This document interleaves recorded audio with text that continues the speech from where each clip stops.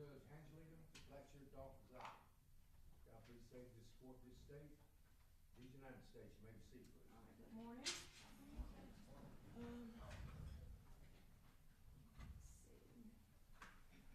I know that we have a few things that we needed to address. The court's filed.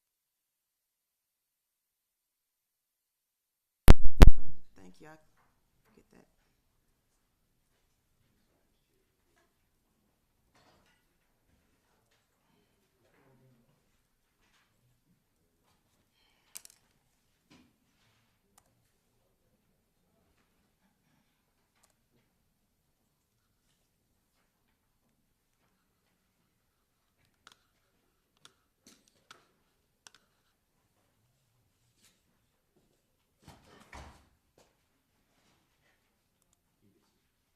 You can be seated, sir. Thank you.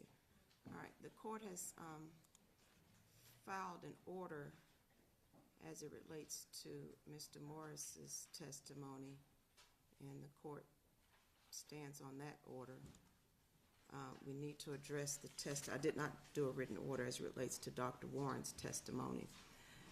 I do believe that Dr. Warren, his qualifications are sufficient. I think that what was at issue was shooting incident reconstruction based upon Dr. Warren's testimony as it relates to his training in that particular area, the fact that he has been qualified on multiple occasions in that particular area, and that he's even conducted training in that particular area. The court finds that he is qualified to testify. I know that the state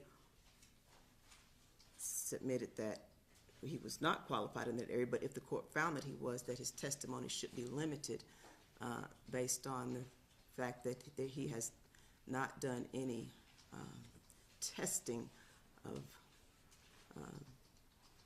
I'm going to probably paraphrase a little bit, but of moving vehicles with an individual inside. I don't think that that's sufficient for me to limit his testimony, but I do think that it's obviously something that he can be cross-examined on. So I do find that Dr. Warren is qualified in those areas to present expert testimony. Okay. All right. Now, did y'all review the jury charge? Yes. Okay. So request for special instruction. Let me see if I can pull it up on here really quickly. I didn't print it off. What did you have, Mr. Munkabo? Like you were trying to tell me something? The jury charge. Oh. This is something, the reference to James Edward Cowan, a.k.a. James Edward Willard, the jury knows him as James Cowan, Your Honor. I don't think that's appropriate to put a.k.a. as an alias, Your Honor. Is that what's on the indictment? Oh, let me get my computer's not. Let me see. Oh, yeah, I got a copy of it. That's okay.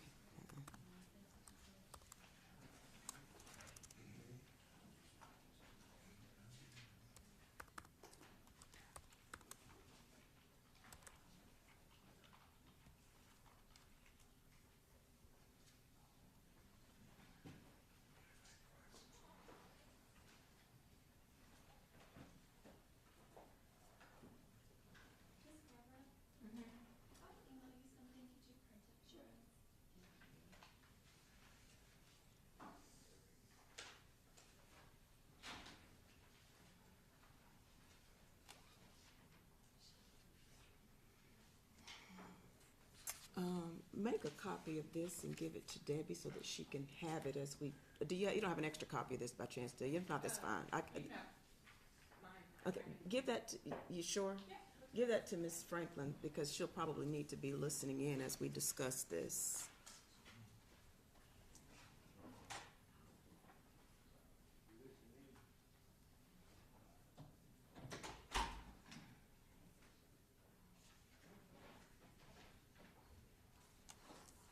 Okay. I mean, Mr. Munkabo, that's what's on the indictment. I mean, they'll have it. We can just stipulate to it then, Judge. I don't need to. Okay. Well, it's on the indictment. I'll let it. I mean, it's already been read to the jury. Stipulate to what? I mean, Your Honor, they don't. But that's James Cowan is James might tend to confuse, you know, I just don't think that it's appropriate. Does the state care to be heard? Judge, I think it comes a little bit too late. We're not gonna make an issue out of that, or. Yeah, I don't think anybody's made an issue, and the indictment was read, and if I recall, it was read, the alias was read verbatim, and it's on the indictment, so your objection's noted, Mr. Munkabo. Thank you. You're welcome. All right, now, Ms. Sims, you want to talk about your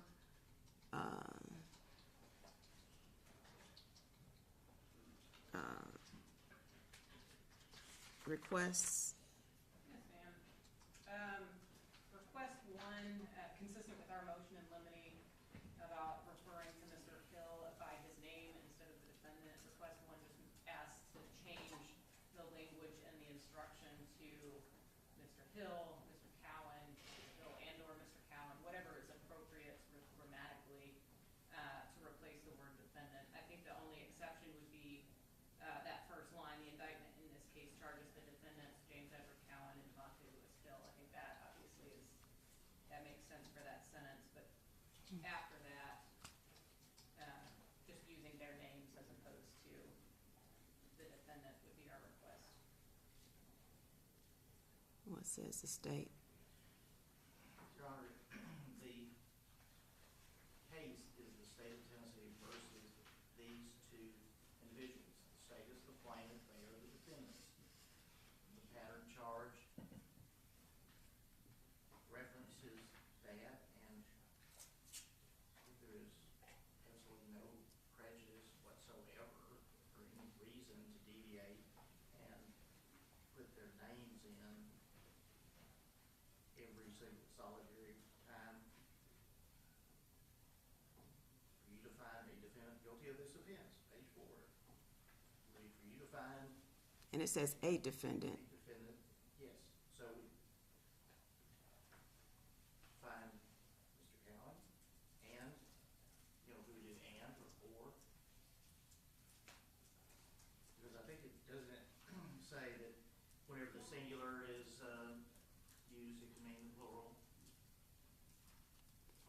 And in the motion in limine, the court, I did not grant the motion in limine. I did strongly encourage the parties to refer to Mr. Cowan and Mr. Hill by their names, but I did not find a legal basis to order them to be referred to by their names, because they are a party to this lawsuit. And so while that request is well taken, I'm going to deny the request as to number one. I don't find that there's any prejudicial effect because they are a party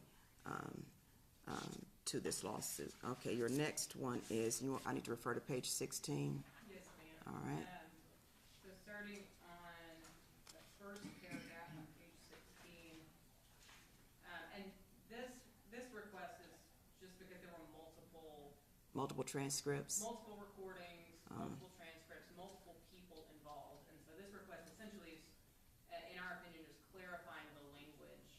So part A, the videotape recorded statement you heard, we would propose changing that to you heard and saw video and audio recorded statements. These statements were edited, so just acknowledging that there was more than one statement. Okay. And then in part B says the tape contains statements made by police officers. Since we have, again, multiple statements, Yeah. multiple recorded statements, the same principle applies as to the statements made by other people on the jail calls as it does to the police officers, that those words are not being offered for the truth of the matter, that they should not be considered as evidence by the jury, and they are only to provide context. And that was part of our conversation about the jail call redactions, frankly. We talked a lot about that. And so just trying to make the language in that paragraph broad enough so that the jury understands it's not just the police officers in the interview that the jury can't consider their statements, but also the other callers that are not Mr. Hill Okay. on the jail calls. They can consider for context. Of course, the state is about to say, well, what about adoptive admissions? Well, I'm sure the state's gonna say that. All right, I'm already anticipating that. Go ahead. What about adoptive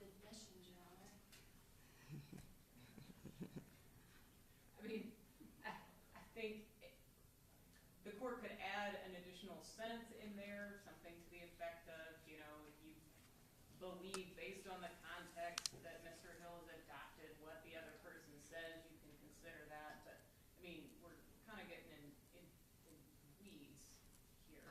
I mean, all we're trying, I mean. I think, I see what, I definitely see the point with there being the two, because that paragraph is kind of limiting it to just the police interview. It does not take into consideration the jail calls. I see that point. But the question then becomes, with regards to those third-party statements, does the language stay in about how the jury is to consider the statements by the third-party individuals? So that's your issue. That's our issue, and I would say that that's not any different than what happens in a police interview and what's in this pattern jury instruction language. You know, the police officer says, you know, you were at the MAPCO when it was robbed, and the person says, yes. I mean, that would be an adopted admission. You know, I think a jury's not confused by that with the language of the pattern instruction. All right, what says the state? What does the state? I mean, she makes a valid point in terms of we have two different statements that we're dealing with. We're dealing with Mr. Hill's police interview, and we're also dealing with his jail call. So I do think we need to draw that distinction, but I think the question is going to become more relative to the jail calls, because the state made a point in our pretrial motions as it relates to the adoptive admission in those jail calls. So what says the state, and how do you propose we rectify the language in this paragraph? I'm just suggesting this as a suggestion to consider in the interview as well. There were, because we don't have the full recording, a lot of it is the detective repeating back to him what he said and him saying, yeah. So I don't know if anything that's said might not work both ways, because you need to consider both statements and the totality of the meaning of that statement.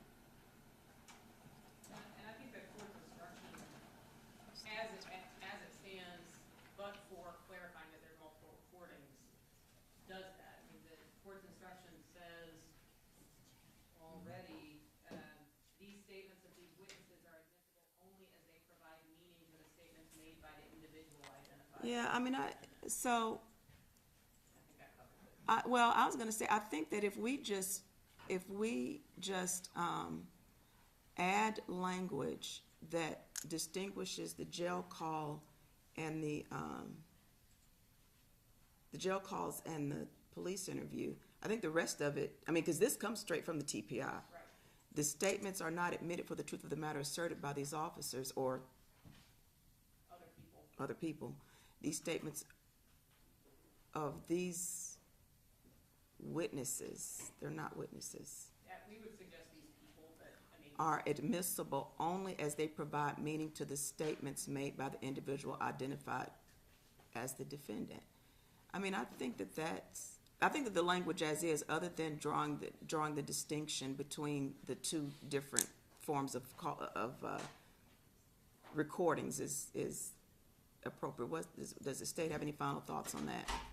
I mean, this language comes straight from the TPI. Yes, and speaking of the TPI, 42.11, I think probably, unless I'm missing it somewhere in here. Let me see it. Hold on. I don't know if this is my most updated version. Is that admission against interest? That's actually, we are actually asking to be instructed I on. was gonna say, that should go in there somewhere. Agreed. What is it? I'm sorry. It's the 42. possession/admission against interest. What number was it? 42.11, 42.1. Yeah, that's part. 40. Oh, wait a minute. That.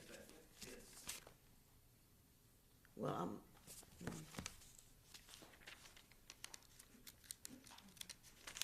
At least mine is the 26th edition.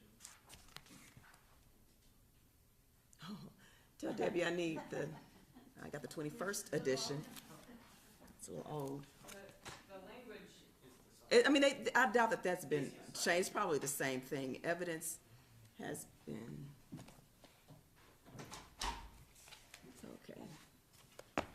So 4211, not 4211A, because I saw 4211A. You're looking at 4211, correct? All right, now, so both parties agree that that comes in.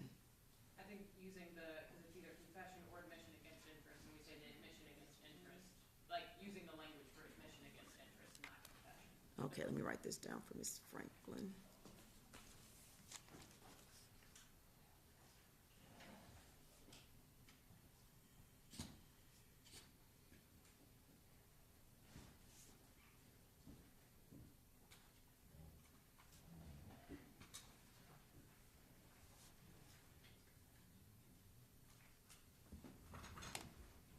Okay, now, but I'm still, and I guess that you're suggesting that that goes in following this language? Wherever the court thinks is appropriate. I don't even know if it's not, I will admit, I was busy working on the order last night, so I did not look at the jury instruction. I trusted that you all would look at it and come to me with your recommendations, so I'm assuming that that is not in there. It is not. Okay, all right. I would think perhaps that would come first, then you explain about how to use the tape. Okay, so this comes before page 16. All right, now, So that was actually our number 4 request. You want to go back to number 3? yeah, That is a 42, request to 19. include the pattern jury instruction for inferences before page 17. So page 17 is the inference regarding concealing or destroying evidence. So we just request the general inferences instruction. okay. Does the state care to be heard? So that's I think that's fine. 4219 inferences, and you're suggesting that that comes before the language regarding destruction of evidence? Yes. Okay, Although I suppose if the admission against interest is an inference as well, I mean, it could come before that, but I think really anywhere.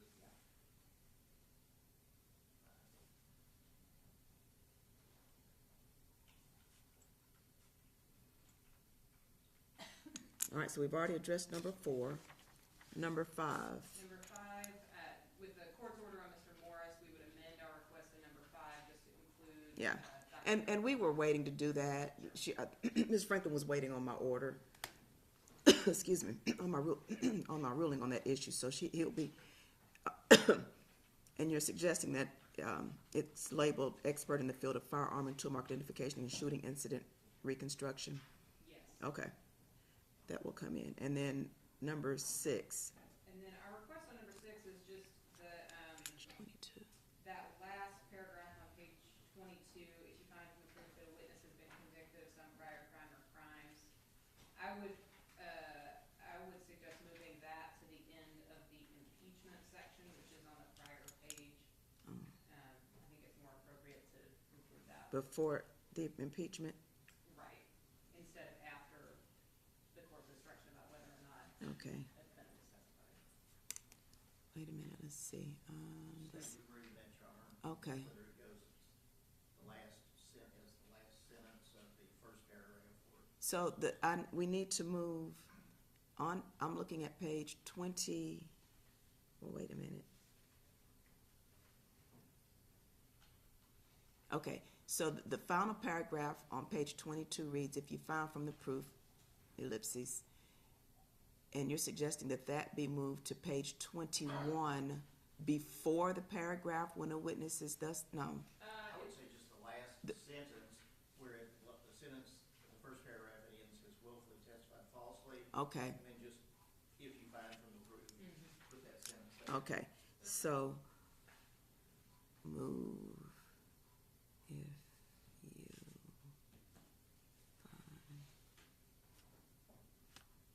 from the proof, that's currently on page 22, correct?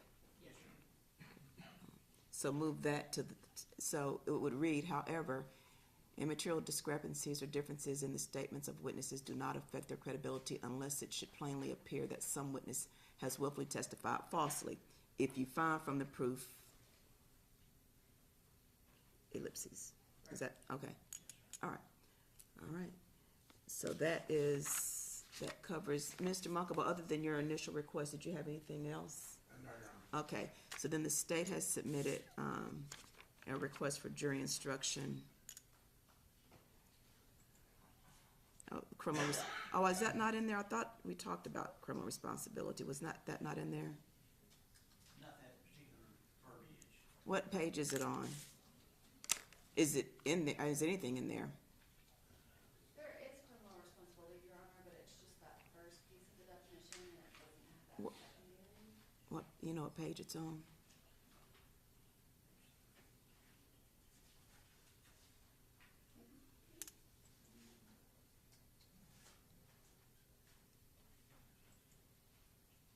Yeah, it's Page 3. Hmm? page 3. I'm not sitting working.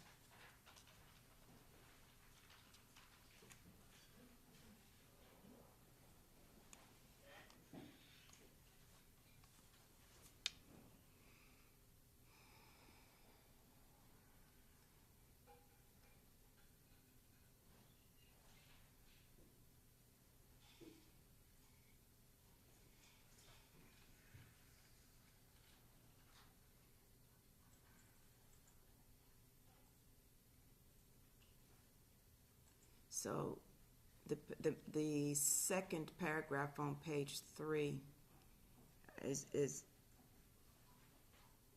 are you suggesting that this language be added in that second paragraph? Yes, Your Honor. All right, what says the defense? I think that's probably related to Mr. Cowan. What about, No, Your Honor. you don't have any objection? No, Your Honor. Okay, so we'll add this language that's there. Let me see, I'm gonna put a Post-it note on this so that I'm not writing on it.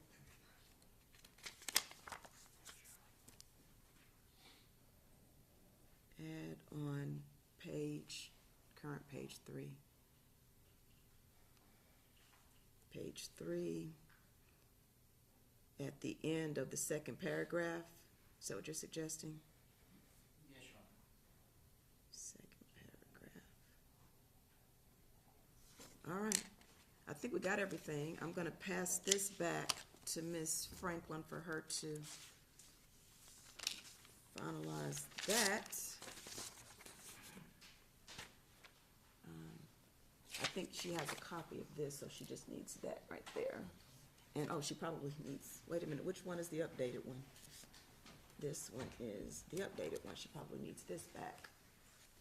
There you go. All right. That's to be filed. All right, is there anything else?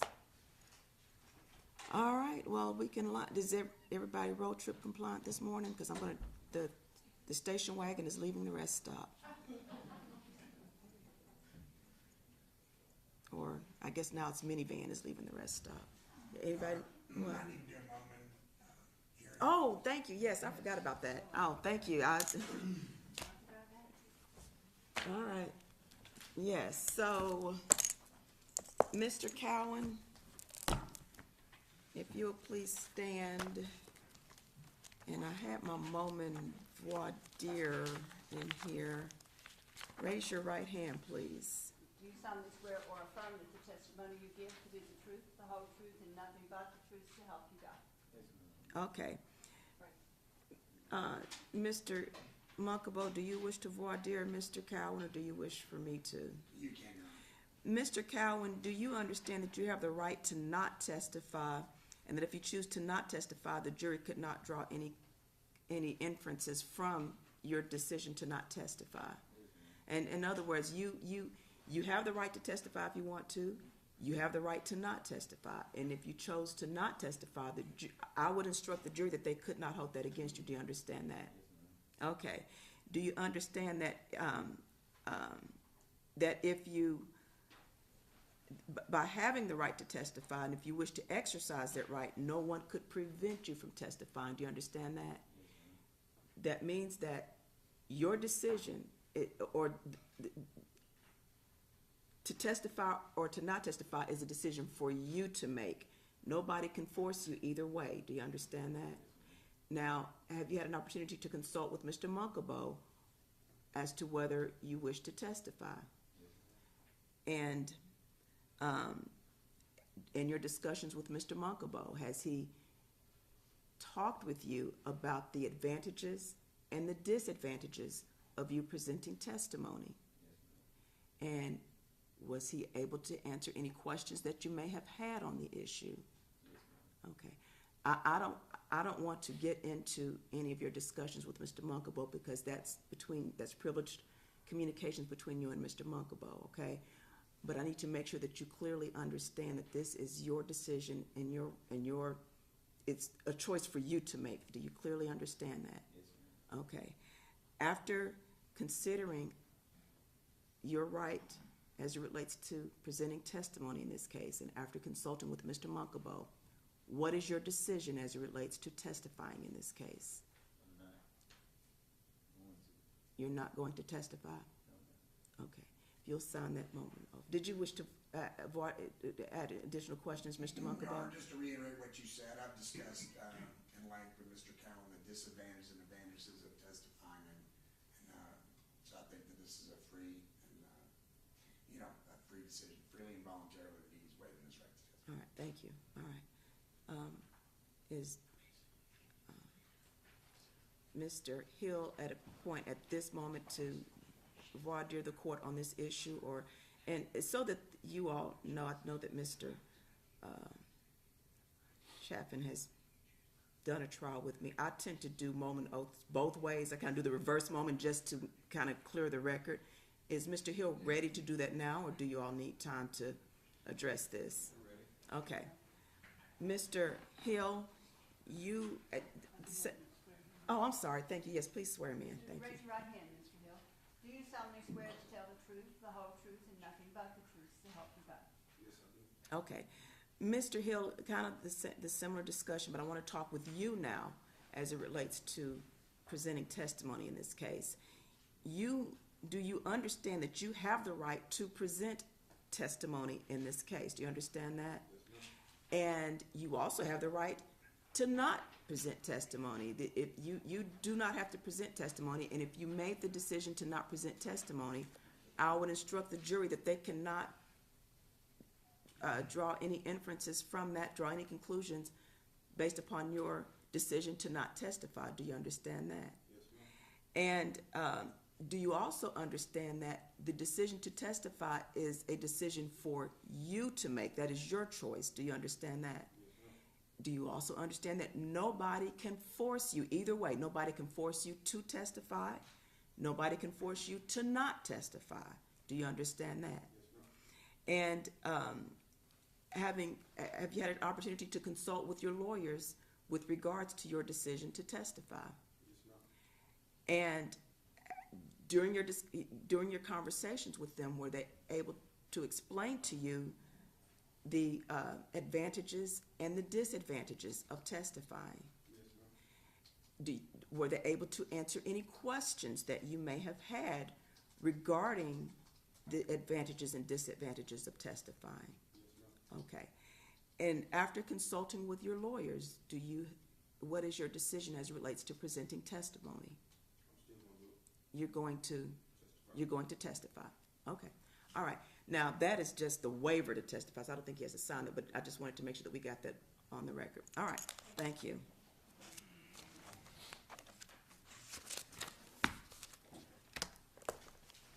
Okay. Now, is there anything else? All right. All right, line them up.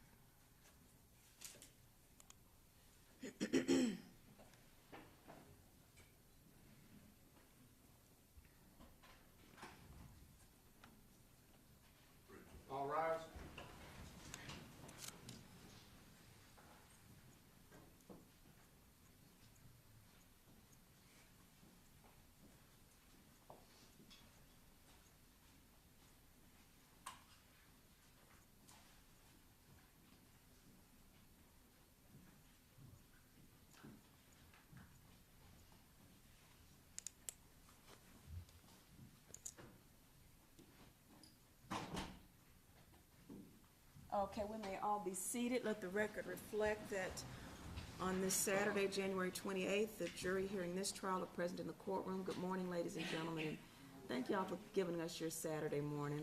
I know that this has been a long week, and probably weren't anticipating being down here on a Saturday, but thank you so much for being here. I hope you all were able to rest well and adhere to the court's instructions regarding any discussions about the case. Okay. Yesterday, as we concluded, the state had rested its case. Is the defense ready to present any evidence? Mr. Munkabo? We have no evidence, Your Honor. Okay, is the defense ready to present evidence on behalf of Mr. Hill? Yes, Your Honor. Okay. First witness is Devonte Hill. Mr. Hill? Got the voice, sir.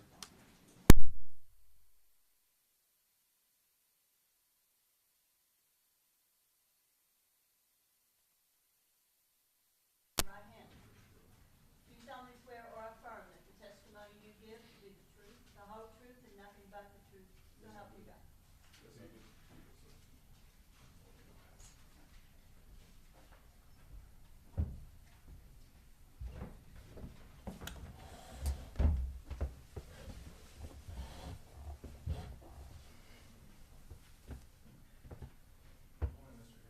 Good morning. Please introduce yourself to the jury and spell your first name for the court reporter. My name is Devaunte Hill. First name Devaunte. Last name Hill Hill. Mr. Hill, how old are you? 23. 23.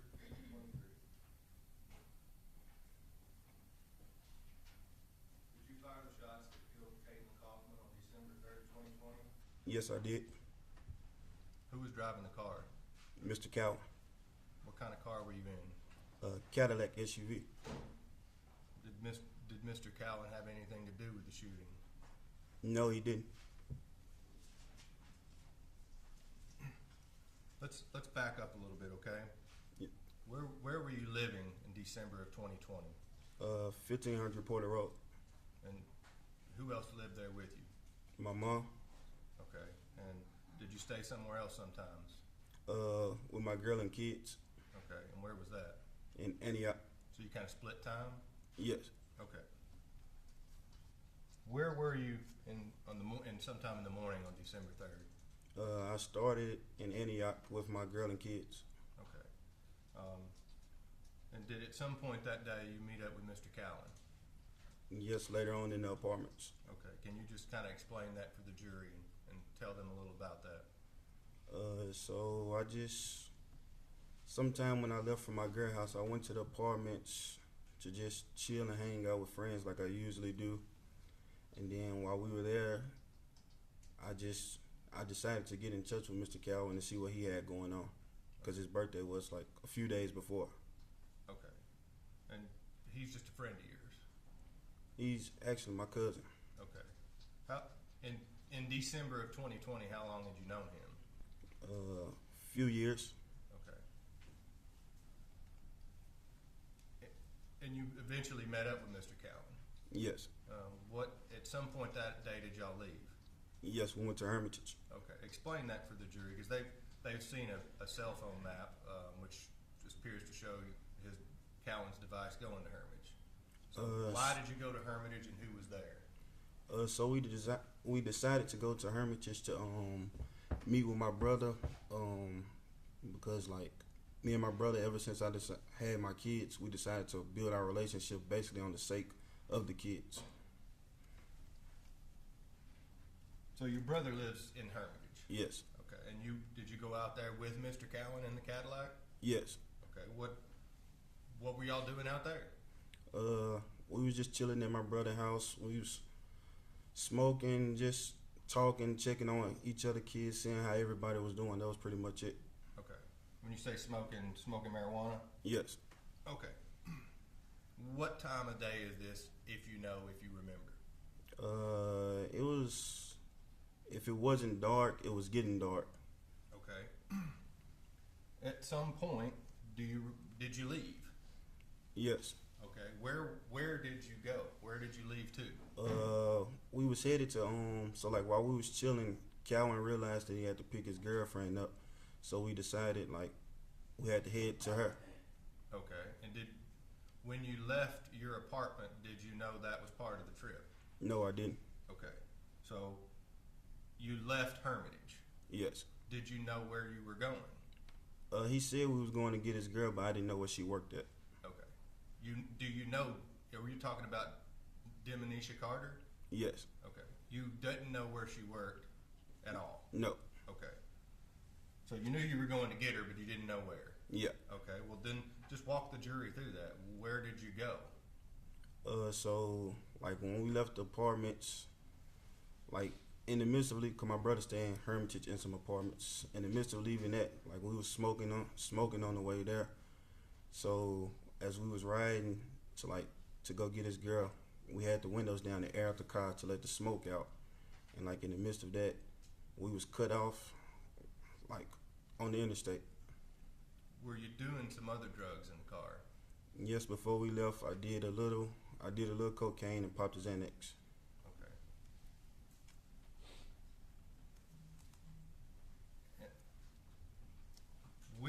And then you said something happened, right? Yes, Where was that? on the interstate. Okay.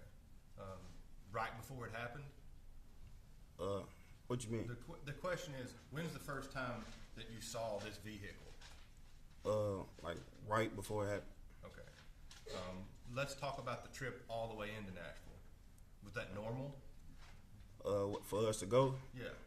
yeah, it was just a normal day. Okay. And let's break this down for the jury, because this is the most important point. What happened? While we was riding, I can't specifically say, but I know like that she came from the left of us, cause we had just like basically got on the interstate. So she came from the left and just like cut us off, and when Cowan hit the brakes, it startled me, and like I just reacted very quick and irrational, and just I remember picking up the gun and firing the first shot, but I couldn't recall how many shots at that moment that I had fired.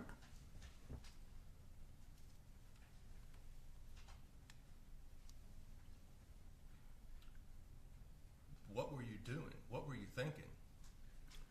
I wasn't thinking the right way. I should have been thinking. Why did you get so mad? That's something I couldn't explain. It just was a reaction. You knew somebody was driving the car, right? Yes, I did. Did you see somebody? Did you look at somebody? No, I wasn't even looking.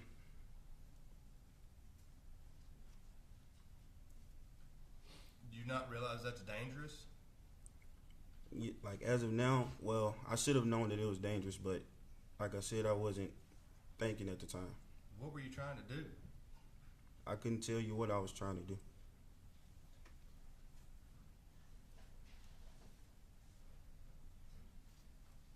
What happened right after? What did you do? What did y'all do? Right after it happened, Calvin asked me like, well, he told me I was bullshitting, excuse my language, and asked me like, why did I do that? What was I thinking? And like I told him like, shit, I wasn't thinking. I just reacted. And then we went to pick his girlfriend up. And what do you remember where that was? Do you remember where you got off the interstate, or how quickly you got off the interstate? Can you explain that? I know we got off like on the west end exit or somewhere in that area, but I couldn't tell you exactly like where we went to.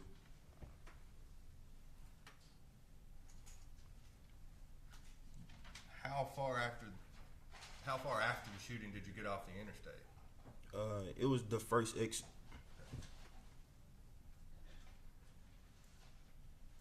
What is your mindset like after that? At that time, it was still like full of like rage a little bit, like, so I wasn't as calm as I should have been. Did y'all talk to Miss Carter? No.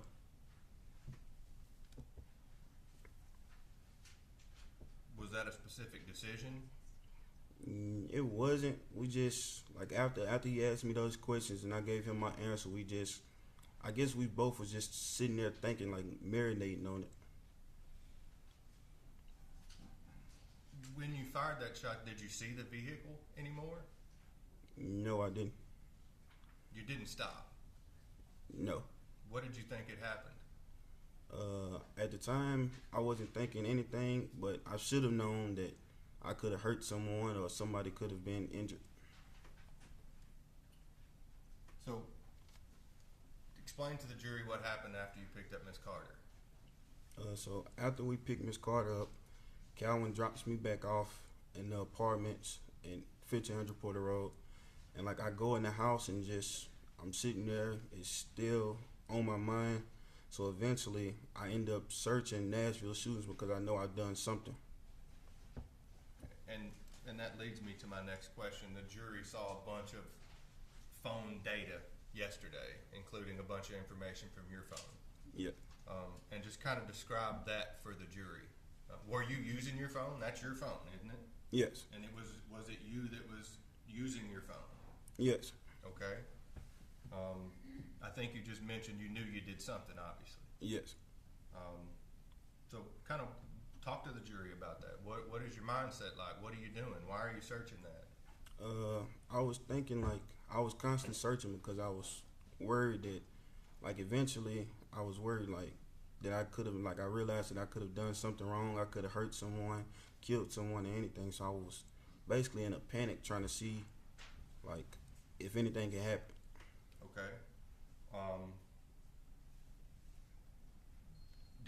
At what point did you realize you actually had killed another human being? It was hours later. Okay. Where were you and what were you doing? When I actually seen it, I was actually in the car with someone, and they had seen like a social media post of like it just like a news clip of a nurse being killed. So when I seen that, I quit talking to the people I was with, and I just left and went in the house, and the panic came back, and I was searching again. Okay. And does that coincide with the article that was on your phone that the jury saw yesterday? Yes. So you accessed that when you went back inside? Yes. And then what are you doing? What's your mindset like now? Now you know you killed another person.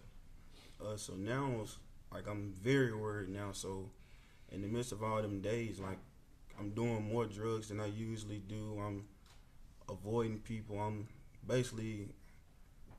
staying away from everybody. I'm avoiding everybody. Like I'm social distance now. I ain't really just communicating with people.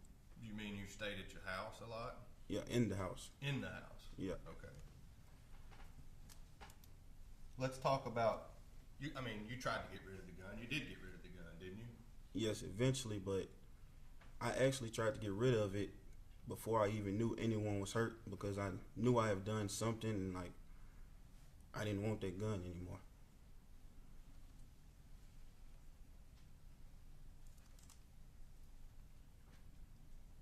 We may have missed this, but I think it's an important point. Where was the gun in the car? But when I hopped in the car, since it wasn't my car and I wasn't driving, I just took the gun off of my hip because it would have been like uncomfortable sitting with a gun in my hip, like in the car for that ride. So where was it? I just set it in my lap, not specifically. Let's go back to getting rid of the gun now. Now you know you've killed somebody and you've got a murder weapon. Yeah. When did you ultimately give it to Mr. Odom? I seen him in the apartments on December 4th, the day after the shooting. And like I get in the car with him, it's just me and him, no one's around. The stuff that he said about December 6th was totally a lie. I seen him December 4th, and like me and him, I get in his car, we doing drugs, getting high, and like somehow it was still on my chest, like bugging me that I done this, so I decided to like open up and show him like I did this, I messed up, this wasn't supposed to happen, she cut us off, and he offered to get rid of the gun. I never told him to get rid of it or anything. Okay, let's kind of walk that back a little bit because he told the jury something different yesterday, didn't he? Yes. Okay. How do you know for sure it was December the 4th? Because like I know for sure because the next day after I got the gun from him, I started searching for like extended clips for that gun. I know I wouldn't search for extended clips for a gun that I didn't have before time. You're saying that something in your phone was, you were searching for a magazine for a different type of gun? Yes, and that showed on December 5th. Okay.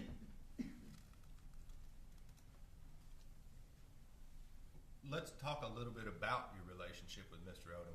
Why did you decide to tell that guy? Because he was a person that I didn't decide to just tell him. It was a spur of the moment because I was feeling down. But he was a person that I grew up with. Like, it was just a person I grew up with, a friend that I thought I could trust.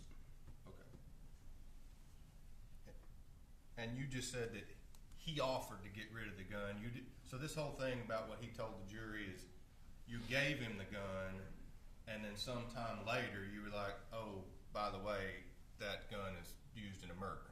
Yes, that was a lie. That never happened. No. Okay. What you're saying is that you gave him, well, you told him about it. He offered to take it. Yes, he told me, like, after I showed him the article, I was like, I need to get rid of this gun. He said, just give it to me. I got somebody I can drop it off to, and they'll never know. I'll give you his gun, and, like, basically the switch will be cool.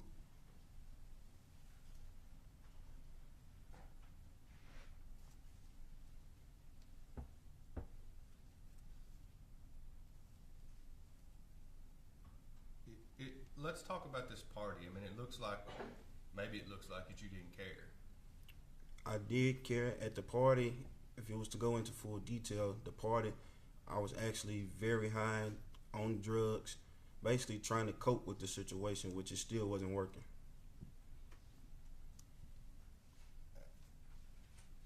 I mean, I think it's obvious you didn't want to get caught. No, I didn't. After you gave the murder weapon to Mr. Odom, did you think maybe this is over? I did, but I still had that gut feeling like that anytime I could be taken away from my kids.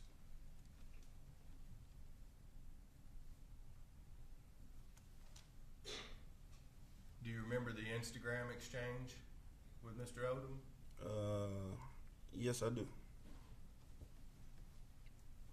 And the phone call? Yes. At the time, did you find it suspicious or no? At the time, I didn't find it suspicious because my mind wasn't in the right state of mind. I actually really believed that I was helping a friend get out of trouble when he told me that his uncle was tripping and basically thought that he had something to do with it. So I really thought I was helping him stay out of trouble. The jury heard your interview with the police. Yes. I mean, you lied to Detective Dickerson. Yes. He gave you a full hour to tell him this. Yes. Why didn't you tell him then? Because at the time I was scared and knew that like this was a serious crime, and I still wasn't just ready to come forth and own up to it.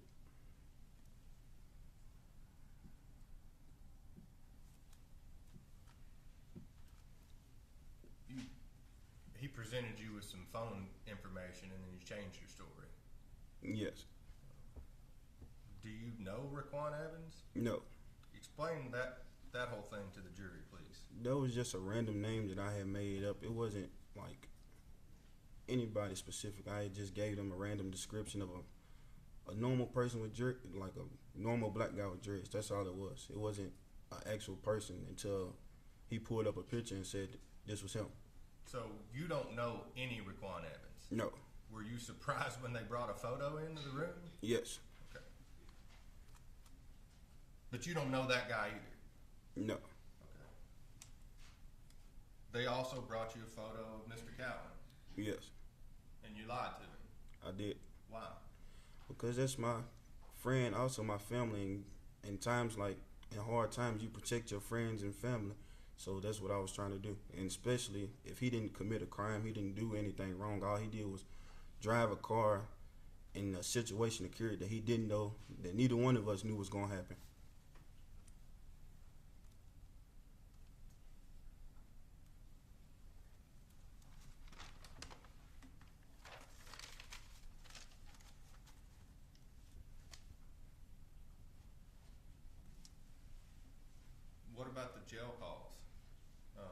still trying to protect him in those, aren't you? Yes, basically I am. I mean, you're trying to give him the heads up. Is that fair? Yes.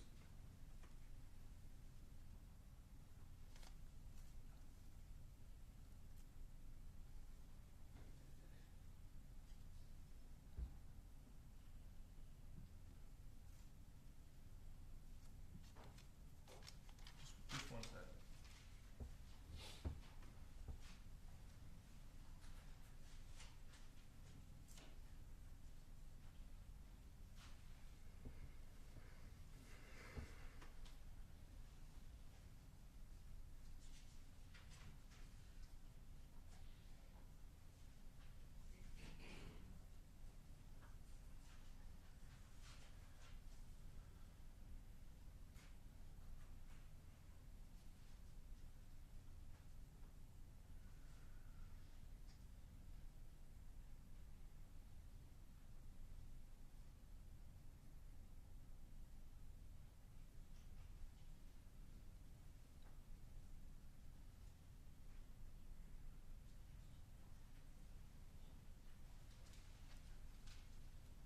This is really important, and I want to ask it again. When she cut you off, how much time passed before you started shooting at the car? I couldn't even say it just happened so quick. It was no longer than 3 to 4 seconds. Okay. I thought that when I asked you the first time, you said you'd just gotten on the interstate. Like when we got on the interstate, we rode for a while, and then somehow the car just came from the left of us, and we smashed on the brakes, and immediately, like soon as we went around, that's like I reacted, like in the midst of us going around the car. Okay. Do you know where you were? What you talking about? Like when it happened, do you even know where you're at when it happened? No.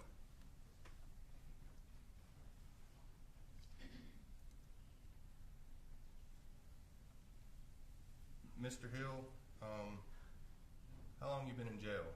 2 years. You've had a lot of time to think. Yes. What have you thought about? What have you learned? Objection, Your Honor.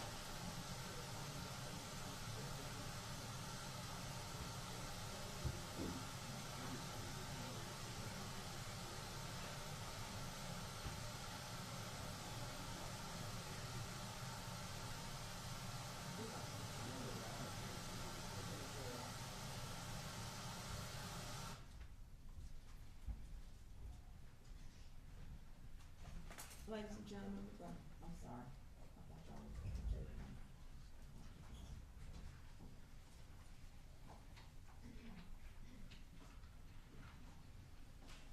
Ladies and gentlemen, we're gonna take a short recess, let you step back, get you some coffee.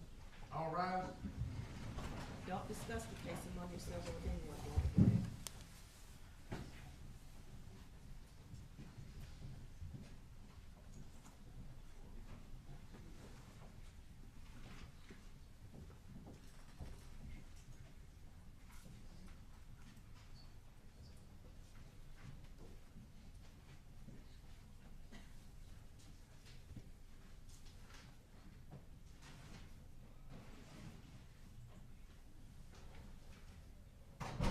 Okay, we may all be seated.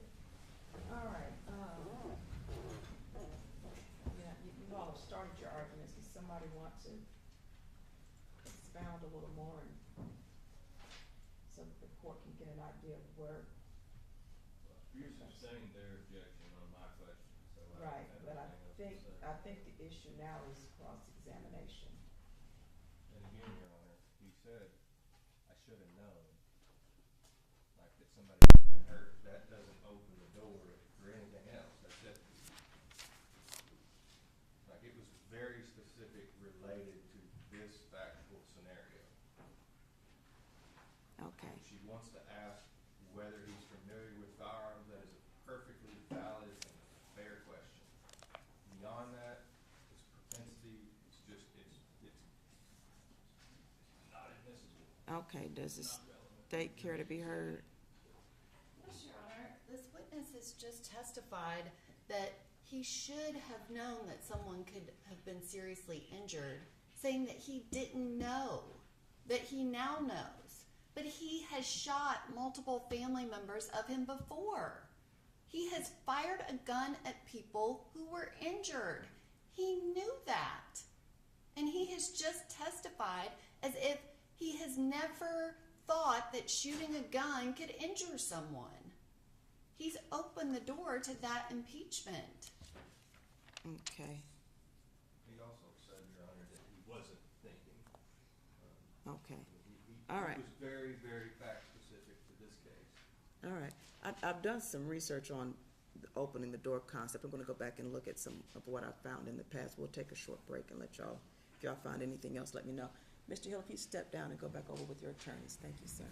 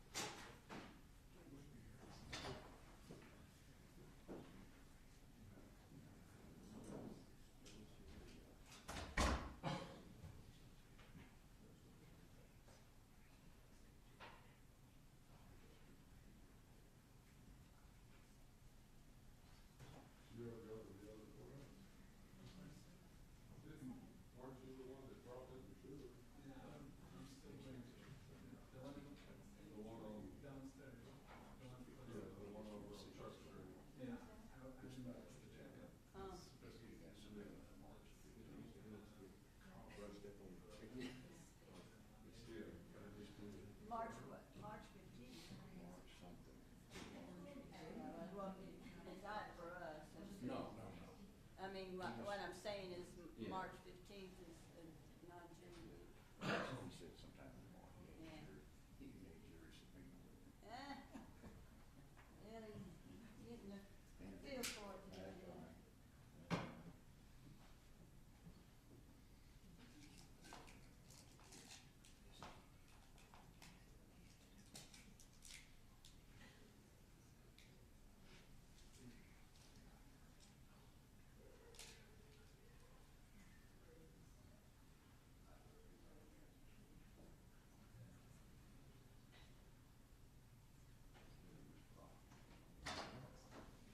I'm saying we're going.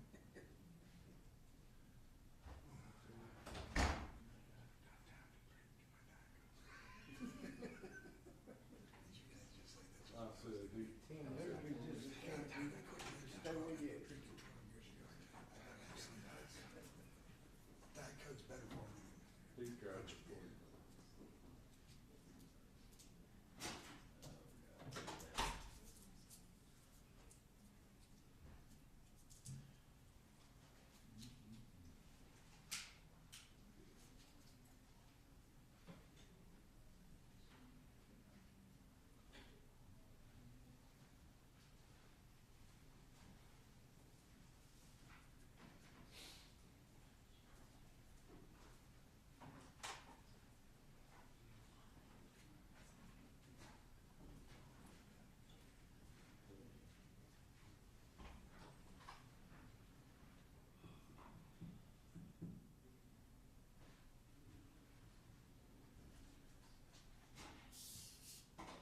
Randall.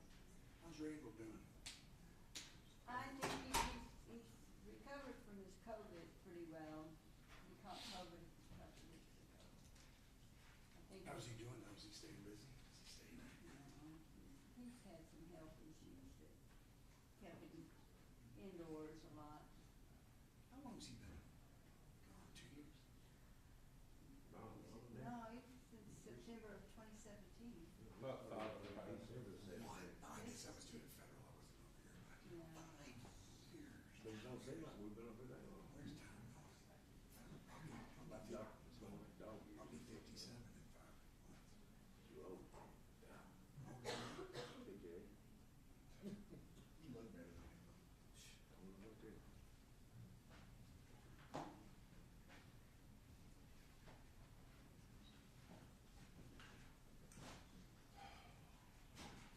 Tracy, have you seen Tim Townsend yet? No, I didn't know if he's given you the hug yet. no, see, that's why I cut my phone off when I go home every night. See, I don't, so my phone I was don't gonna go let off. you do it for me So too. my phone don't go off with all that ridiculousness. He would be a good representative. 2 days in a row. I know it was you who recommended it. 2 days in a row, they was off for 2 days Mel, in a row. that's right, Mel. They'll recommend it, and I said, Tracy could represent all the court officers. That's true. See, I'm smart. I cut my phone off so I don't have to see all the crap. One text, unleashed 15. I know, everybody, I didn't respond. I just Gina. read them. Jimmy Blue was sitting at home, and somebody was saying, when I realized, all right, get ready. This phone just a ding like crazy from the next hour. Yep. Look, mine goes off, and I see it's a group text, I cut it off. Yesterday, I just went through and started. I know, I like it. Debbie started last Mel night. showed me all this stuff on his phone. Yeah. So I thought, I'm not gonna do that no more, cause I can't stand it, but I just thought, I gotta do it more time. People get paid, people will text and respond back, and that's it. Yeah. But that's never the case. Then somebody else responds and you gotta respond back to that one. And then somebody likes every response. Oh, yeah, that's the part that kills me. Yeah. And then that one. I'm very, if you notice, y'all don't see me linking it. I'm a little like Bracy. You don't hardly ever see me on So there. you don't have to love it or like it, Yeah. especially if you're gonna respond. You get a response, I don't like. I usually just say, sounds good, or give a thumbs up.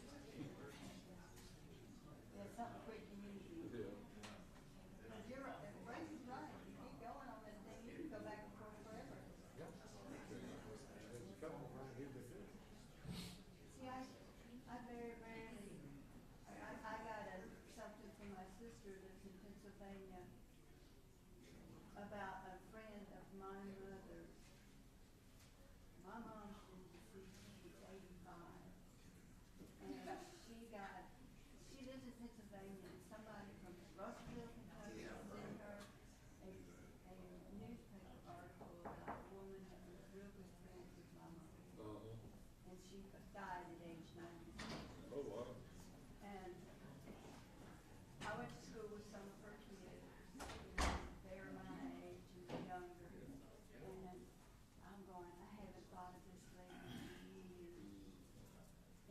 here we got, everybody in the family going Oh, yeah. back and forth, and I'm going, well, I don't have even really anything to say, I said, I'm really sorry she passed, and I had never thought of her in a long time. Yeah.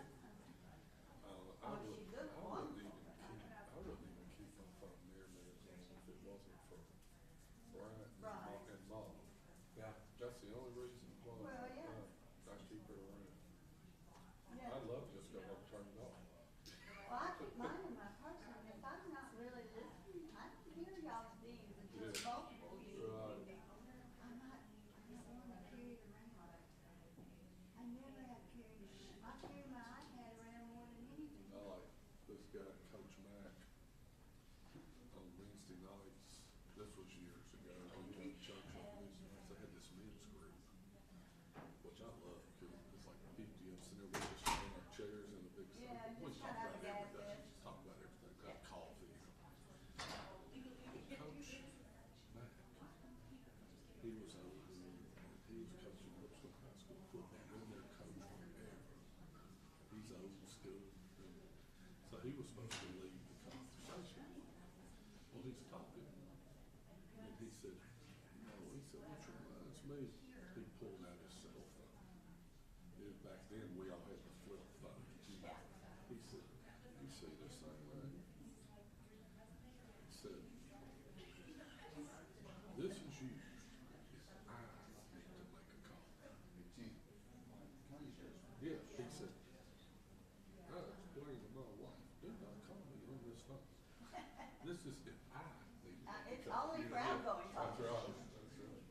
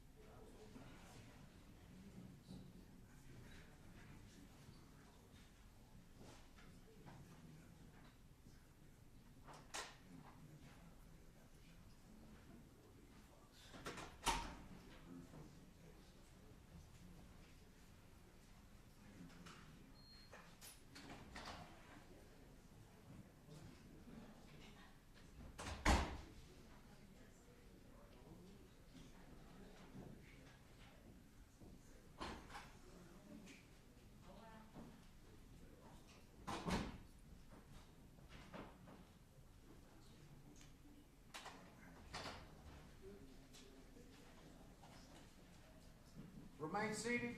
Come to order, please. We'll take the session. I told Catherine yesterday that Bud has a filter that colors my gray and shades the dark.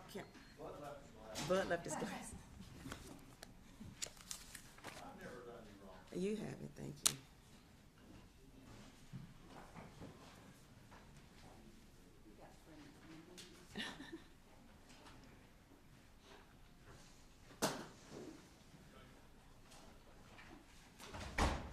Let's see, where are Miss Sims and Mr. Chapman?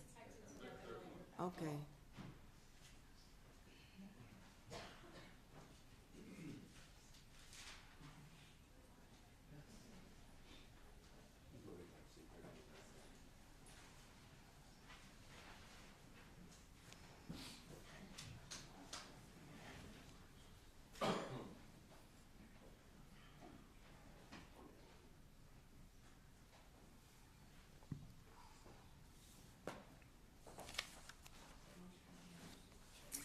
Okay, so the court has looked at State v. Gomez. I'm sure y'all are familiar with that one. Well, it is a reported case from 2012, 367 Southwest 3rd, 237, and that's a case that this court has looked at previously when addressing the matters of opening the door, because it is something that is not always really clear. So I wanted to make sure that I considered the relevant authority when making that determination. So,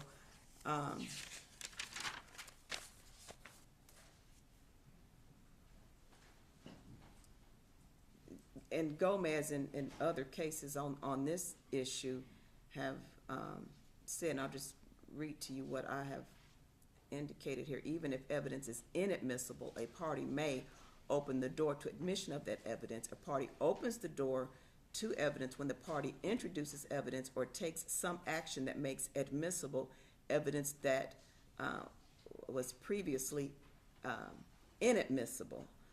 And so the question is whether or not, through his testimony, Mr. Hill has opened the door to evidence that's otherwise inadmissible. That particular evidence would be prior incidents or a prior incident. I don't recall the specifics in general. You'll have to, I guess, have that information.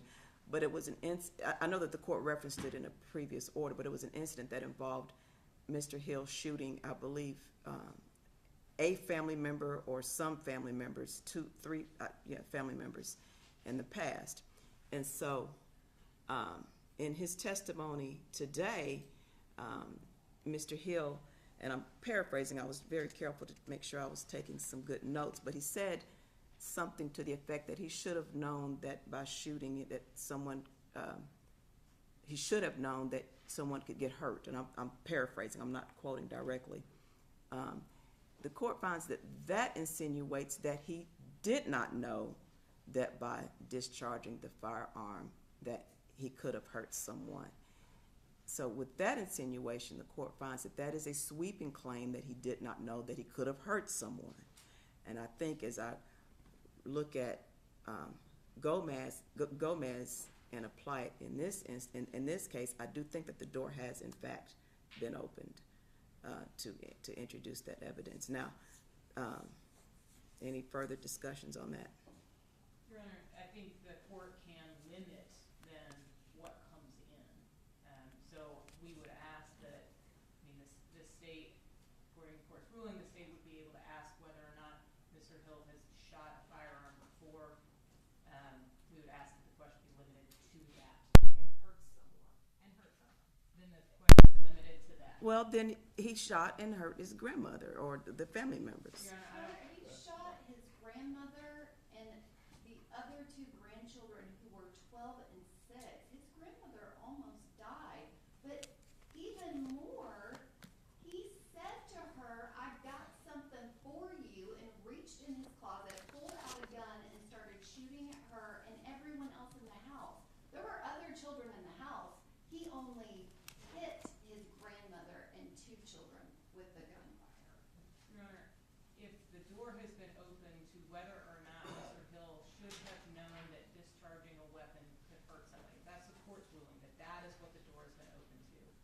allowing any of those additional details is completely outside the scope of what the court has just ruled. I think that whether or not, I mean, I would submit if Mr. Hill were to get on the stand and then deny that shooting happened, then I think the state is within its right to impeach him with details. But I think asking, did you shoot at someone? Did you hurt someone? I think that sufficiently gets the state their impeachment material that they are asking for. Okay. I mean, the grandmother, whether it is his grandmother, whether it's his younger siblings, none of those details are relevant to the issue the court has found. If I could just add, Your Honor, that's kind of like a conviction, a prior conviction. You're not allowed to dig into the details of the prior conviction unless somebody denies specific facts of it.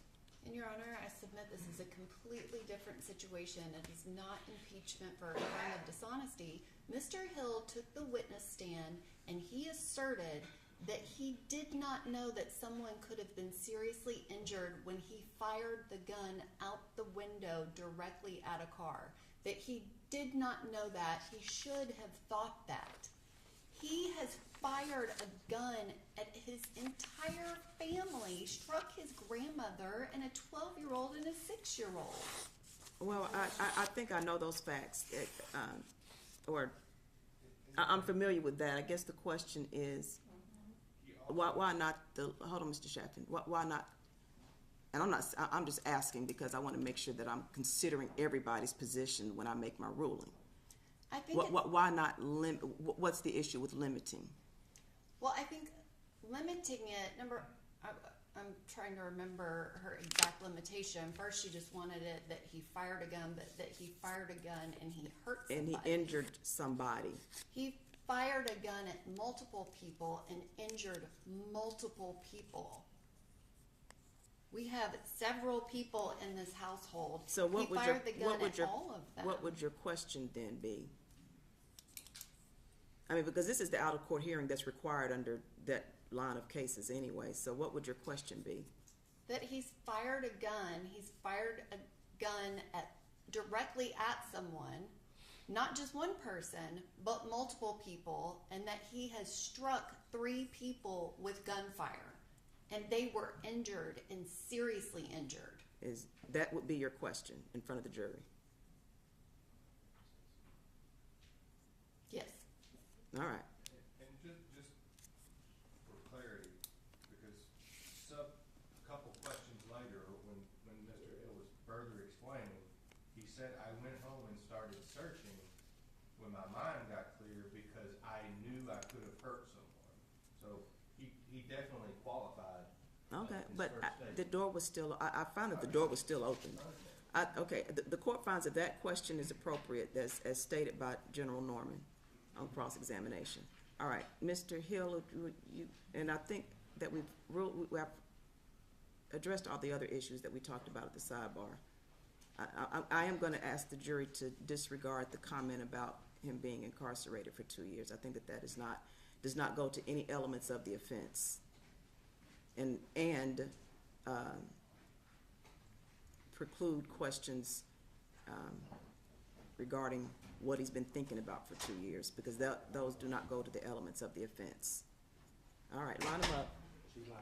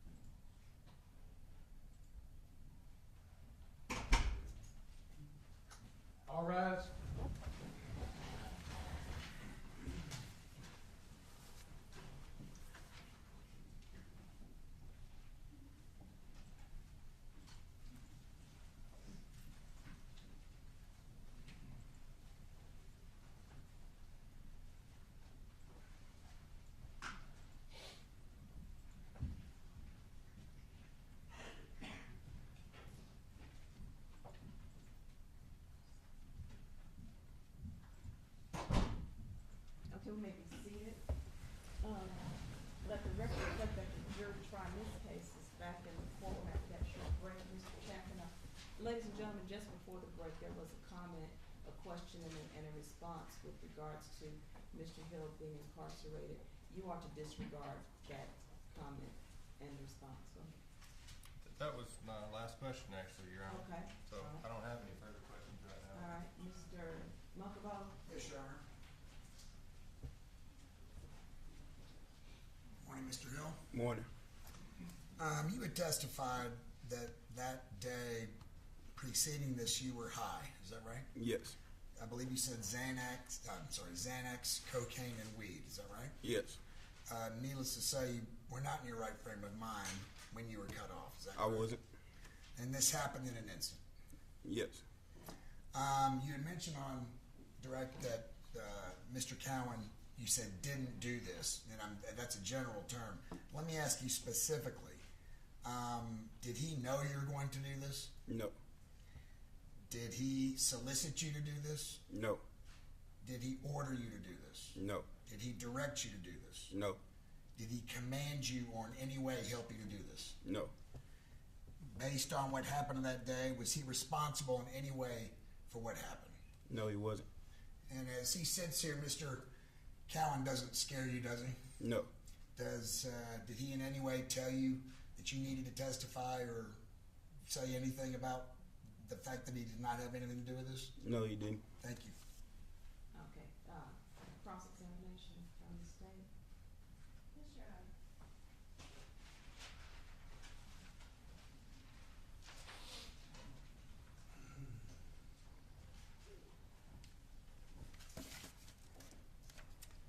Mr. Hill, how old were you in 2020?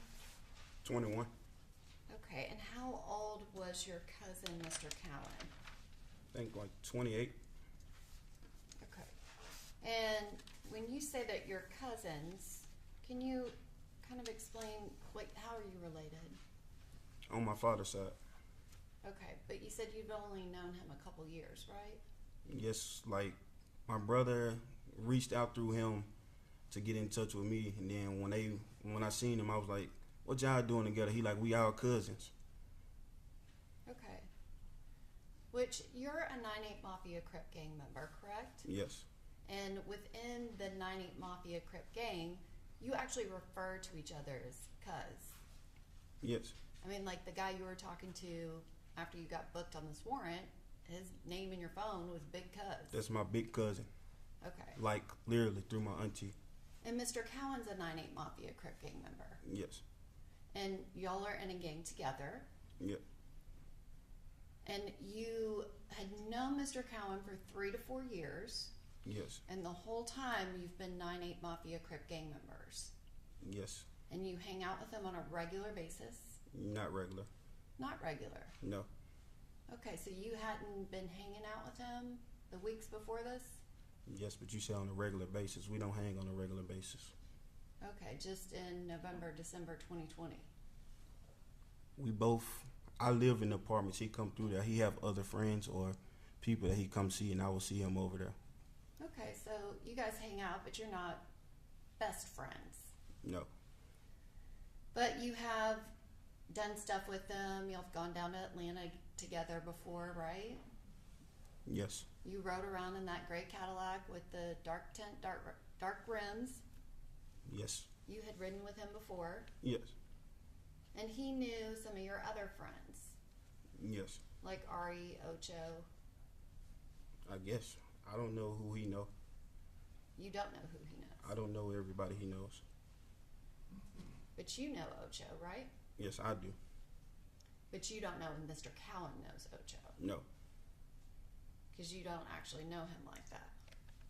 Know who, Mr. Cowan? Yes, Mr. Hill, Mr. Cowan. You don't know who his friends are. No. You might know someone Yes. that you know, but you wouldn't know that. Who his friends are isn't my concern. And so that day, you said that you went to your brother's house. Yes. And I guess when you left 1500 Porter Road, Panorama, you took the gun with you, Yes. the Springfield XD9. Yes. Now, was that the only gun that you had? Yes. And so you took it with you. Was it already loaded? Yes. And how many rounds did you have in the magazine? I couldn't tell you. You don't remember? No. Okay, well, so you have it with you Yes. to go to your brother's house to talk about your kids, Yes. and you felt the need to be armed. I mean, I didn't feel the need. I just was that day. You just were that day. Yes. Are you armed every day? No. In 2020, did you carry a gun every day? No. But you carried a gun that day. Yes. And you're saying that's the only gun that you had. You said that day, and I said yes for that day. What about Mr. Cowan? Did Mr. Cowan have a gun? Not that I can recall. You don't remember. I didn't search his person, so I don't know if he had a gun or not. But he very well may have had a gun. You just didn't search his person. Yes, so I don't know. You didn't pat him down so he could have had one on him. And how long had you had that gun? I couldn't tell you. You couldn't tell me. No. A week? Not. I couldn't tell you. I had it for a while. A month? I had it for a while, as I just told you. Okay, had you ever fired it before? No. So you've had it for a while, you've never shot it. Not until that day. And so you said you went to your cousin's house, or your brother's house, Yes. with Mr. Cowan, which he goes by Duty, right? Yes. That's what you call him, right? Yes. And you guys hang out there for a little while, and you say when you leave, you don't actually know where you're going. I didn't. So you're just riding around with him. You know, we had a specific destination to go to my brother. We wasn't just riding around. Right, but when you leave your brother's, you don't know where you're going. I knew we was going to pick his girl. I didn't know where from. And you'd never gone with him to pick his girl up before. No. Did you know her? His girl? Yeah, Miss Carter. Like, not personally, but I knew it was his girl. So you had never met her. Yeah, you could say that. Like, I've seen her, but I haven't just spoken to her. Okay, so you'd seen her before, but you'd never spoken to her until that day. I didn't speak to her that day. Okay, well, you went and picked her up, right? Yes. And she got in the car, Yes. and you didn't speak to her. No. Didn't have any words with her. No. Okay, so let's talk about when you leave your brother's house. You said you didn't know what time of day it was, right? I said it was dark or getting dark. It was dark. And it was already raining, wasn't it? I couldn't recall the weather that day. Well, it was really rainy that day. You've seen the pictures. It was raining, it was dark. No, in the pictures, it just showed that it was wet. It didn't show that it was raining. Right, because it had already rained. Yes, you could say that. Right, so it was raining when you were driving, right? I wasn't driving. And you don't remember if it was raining or not? No. Okay. And what about the traffic? You know what time it was. You've been in trial, you've seen all the maps. It's right about 6 o'clock. Yes. So that's when everybody's getting off work. It's a Thursday. So there's traffic. I guess so. I mean, it's I-440. There's traffic, right? Yeah. So there are other cars. Plus, you guys are coming from Hermitage. There's definitely traffic coming from that way, coming into town at 6 o'clock, right? Yes. So there's a bunch of other cars around. Yes. And you said that she cut you off, right? Yes. She swerved in front of you, Yes. very specifically, and you said she came from the left Yes. and swerved in front of you. Yes. And that happened at what point in your route? You don't know. No, I couldn't tell you specifically. So it could have happened earlier on when you guys got on the interstate, right? You know, I'm pretty sure it definitely didn't happen as soon as we got on. Okay, so it happened sometime on your trip. Yes. And you said that when she cut you off, what did she do? I mean, Did she honk her horn at you guys? I mean, I don't believe she saw us. If she cut us off, so how could she honk her horn at us? I mean, she might have thought that you weren't supposed to be where you were. Did she have any reaction whatsoever? I don't know. I didn't even know it was a lady in the car at the time. You didn't know that there was a lady in the car at the time. No, I didn't. But you did see the car cut you off, right? I just seen, yes. Okay. And what did Duty say when the car cut him off? Because he's driving, not you.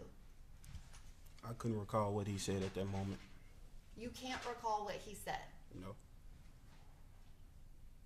So he said something. If he did, I don't know what he said. I mean, did he cuss? Did he yell at her? Did he call her the B word? I don't remember all the facts. Just put it like that. You don't remember all the facts. Of him speaking, I don't remember. I don't recall him speaking. So you remember facts, just none of the facts that have to do with Mr. Cowan. I don't remember him speaking. Okay, but you're not sure. You think he might have, but any facts about Mr. Cowan you don't remember. I think she's asked it about 4 times now. I'll sustain objection. You said that it startled you when she cut you off. I said it startled me when he smashed on the brakes. Okay, so Duty, that's one fact you do remember about him. I mean, we didn't run into the back, so apparently he had to smash on the brakes. So he smashes on the brakes. A hard stop. I guess so. We didn't hit the back of the car. And you already have your gun out? When I got in the car, I just took the gun off my hip and set it in my lap. It wasn't any specific placement. You just set it in your lap when you got in the car. I wasn't driving, so I just took it off my hip and put it in my lap. And so was it already ready to fire, or did you actually have to rack the slide on it? It was already loaded and just ready. It was... So you had a loaded gun that was ready to fire, just sitting out on your lap. Yes. So he slams on the brakes. Yes. And Mr. Cowan, when he slams on the brakes, what does he say? Your Honor, that's the 5th time. I'm sorry. That's the 5th time now that she's asked the same question. She asked again, when he slammed on the brakes, what did Mr. Cowan say? Well, He's already said, I don't recall. I don't remember if he said anything. Well, I think she's at a different specific point in the events on the interstate. I still don't remember if he said anything at that moment. You don't remember if he said anything at that point. So he might have, right? I don't remember.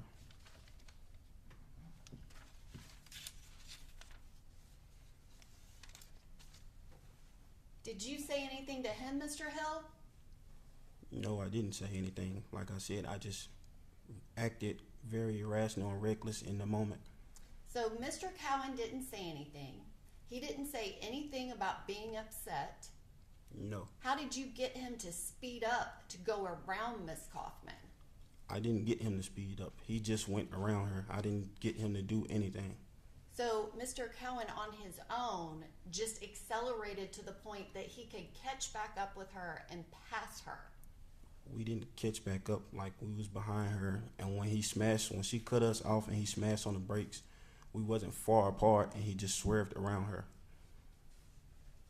And you decided that you were going to shoot her before he ever even went around her. I didn't decide because I wasn't thinking. I just acted. Mr. Hill, you decided to pick that gun up. You decided... I just acted.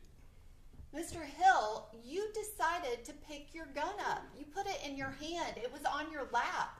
You didn't have it in your hand. Did you stick your arm all the way out the window? Or did you keep your arm inside the window when you fired the gun? I don't remember all the facts of that. I just remember picking up the gun and shooting. That's it. I can't tell you how many times I shot. I can't tell you if I seen the woman. I couldn't tell you I didn't see. Like, I just reacted recklessly. You fired your gun over and over and over again.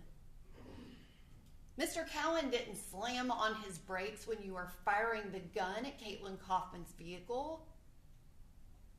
You were able to hit her car 6 times going 70 miles an hour, Mr. Hill. You know that. I did not know I hit her car 6 times at that moment. Because you were just firing over and over and over again. You decided that you were going to pull that trigger and pull it again and pull it again and pull it again. You decided to do that. I just reacted. I wasn't thinking about anything.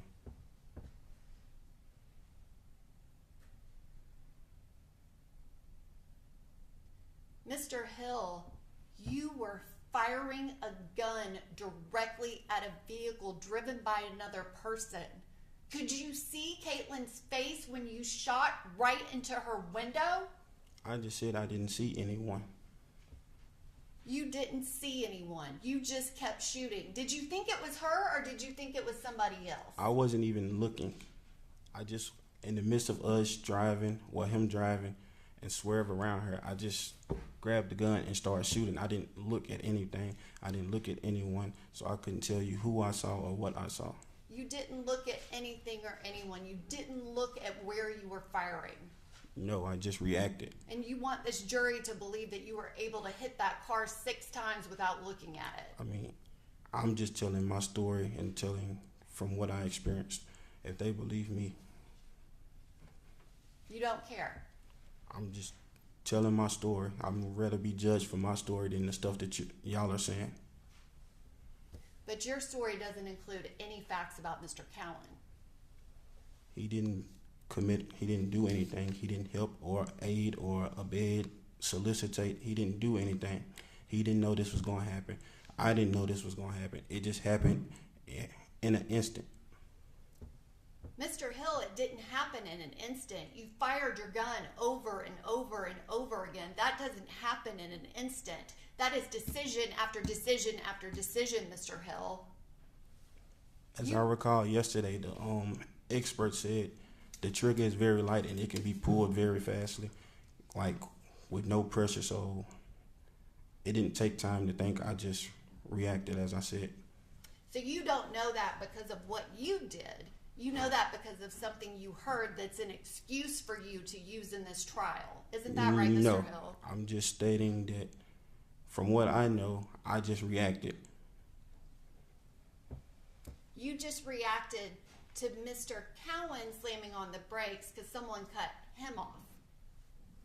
I just reacted to the situation. And Mr. Cowan, what did he say to you after you fired your gun? A minimum of 6 times. You don't know how many, so most likely many more since you weren't even looking at the target. He told me I was bullshitting and why did I do that? What was I thinking? And I told him specifically, I wasn't thinking. I just reacted. I know I'm bullshitting. You were bullshitting. Yes, basically, I made that stupid decision. So when people make stupid decisions, they're bullshitting, like tripping. So Mr. Cowan told you that you made a stupid decision. Basically, yes. You made multiple stupid decisions. He told you you were bullshitting. Yes. He knew exactly what you did. Yes. But he didn't know I was going to do that. Mr. Hill, did you do that to impress Mr. Cowan? I don't worry about impressing the next man. You don't worry about impressing the next man. No. So you're just riding around in a car with your cousin, Duty. We wasn't just riding around. We had 2 specific destinations. What was the other specific destination? To go pick his girl up and to go to my brother's house. So you're going to pick up the girl that you've seen before but you've never spoken to before. You're riding around with your cousin Duty and you just all of a sudden, out of nowhere, decide to start bullshitting and make some stupid decisions. And you did that to impress your cousin Duty. I wasn't impressing him, as I just stated, and I wasn't just riding around and decided to bullshit. At that moment, I made a irrational and very stupid decision at that moment. You made multiple decisions. Every single time you fired that gun, you made a decision, Mr. Hill. It was all at that moment. That's one decision.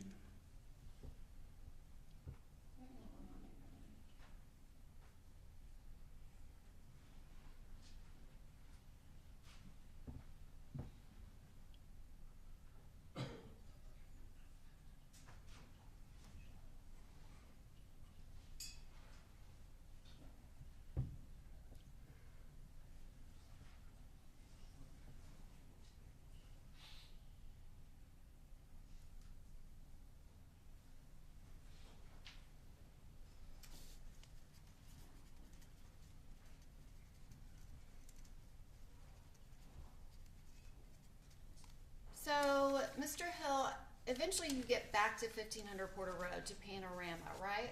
Yes.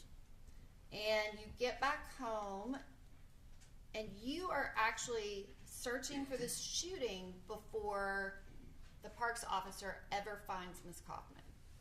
Yes, because I eventually thought about what I had done and realized that someone could have been hurt. You eventually thought about it. Yes, as I stated, I was intoxicated on multiple drugs and my mind wasn't in the right state. And you didn't call 911. I should have. You didn't call the police and tell them that somebody might be hurt on I-440. I should have. You should have. Yes, Absolutely. I should have. You should have. Mr. Cowan should have. But you didn't, did you? No, I wasn't thinking. I was in the... You didn't call and tell anyone. You started messaging people trying to get rid of your Springfield XD9. Yes. And not just get rid of it, you wanted to trade it. You weren't just trying to get rid of the evidence, you were actually trying to get something back for it. Yes. And eventually, your friend, Mr. Merrill Odom, which he is not a 9/8 Crip, right? No, he's actually a member of Blood. He's in a completely different gang, but you guys are friends because you grew up together when you were younger. Yes. So that's why you're still friends. Well, you were still friends. Yeah. So you talk to him and you get him to trade guns with you. He offered to take the gun from me. Was that after you told him what you did? Yes. So you told him, I used this gun to kill Caitlyn Kaufman. I fired at her vehicle multiple times. I hit her. I killed her. Trade me this gun. I never said trade me this gun. Well, but you got his M&P40. After he offered to get rid of the XD. So he offered to get rid of a murder weapon for you, and it wasn't a trade when you got a new weapon for it? You saying I traded with him. He offered and he was like, "Hun, take this." I didn't specifically tell him trade me his gun. What you're trying to say? So you're saying that Mr. Odom just gave that gun to you out of the goodness of his heart? I can't tell you what he was thinking out the goodness of his heart. I just know he offered to get rid of the gun, and I was like, okay. So Mr. Odom offered to help you destroy evidence of the crime that you committed, and you were like, well, since you're offering, I guess I'll take you up on it, sir. Basically, yes. And he just gave you the Smith & Wesson M&P40 that you had at the time the police came and arrested you. Yes. The one that you were going to toss out the window, except for those flashbangs that they threw in the apartment. I don't know anything about tossing a gun out of a window. Where did that come from? You said it when you were talking to Big Cuz after you got booked. No, I never said that, and I don't know what you're talking about. I don't recall saying that at all. So you had the M&P40, but you weren't planning on tossing it. If I was planning on tossing it out of the window, I wouldn't have threw it under the bed. I threw the gun under the bed when they kicked the door in. If I was going to throw it out the window, I would have threw it out the window. So you had the gun on you when they came in and you threw it under the bed? I was asleep laying, and it was laying beside me. Your Honor, I don't necessarily mind this line of questioning, but I don't see how it's relevant to the case. Yeah, the response, relevancy. I think it's very relevant. He's talking about getting rid of the murder weapon and saying that somebody handed him a gun, but it's a statement that he made in his jail call, and he's denying that he made it. Look, if she wants to impeach him with a statement he made in his jail call, she can do that. What he did with a weapon that's not the murder weapon and is not an illegal weapon or anything he's charged with in regard to this case is irrelevant. The M&P 40 was not the murder weapon. And if he said something in a jail call, be presented with it so he can confirm or If deny you're that. gonna impeach him, General, just straight out impeach him. If that's what you're intending to do, I think that's what the objection is. So you get rid of the murder weapon. Yes. You think you're in the clear. No, I said that it was still on my mind that something could happen and take me away from my kids, so I did not think I was in the clear. Okay, but you didn't call the police. No. And you saw the news. You saw that the reward that was $1,000, it went up to $6,000, right? No, I wasn't paying attention to no reward. I wasn't searching rewards. I just saw the news clippings. So are you saying you didn't know that the reward jumped up to $16,000? No. Somebody called me and told me the reward jumped up to $66,000 the day before I got arrested, so I did not know up until then. Someone called you the day before you got arrested and said the reward is $66,000. Yes. Okay, so you did know that there was a reward. At that moment, the day before I got locked up, yes, I did know there was a reward. And you had the information about who shot and killed Caitlyn Kaufman. Yes. That it was you and that Duty was driving the Cadillac when you shot and killed her. Yes, I had the information. And you didn't call the police. No, because I was still scared. I have a lot to lose if I was to just end up in jail behind this. You have a lot to lose. Yes, I have a family. I have 2 kids, a son and a daughter. And you didn't call Crime Stoppers. No, I wasn't trying to collect a reward or anything. But you got arrested. Yes. Because you did this. Yes, I did. And when you got arrested, you agreed to talk to the detectives. Yes. And when you talked to them, you lied to Sergeant Dickerson. Yes, because as I said, I have a lot to lose if I was to end up in jail, which I lost a lot since I've been in here.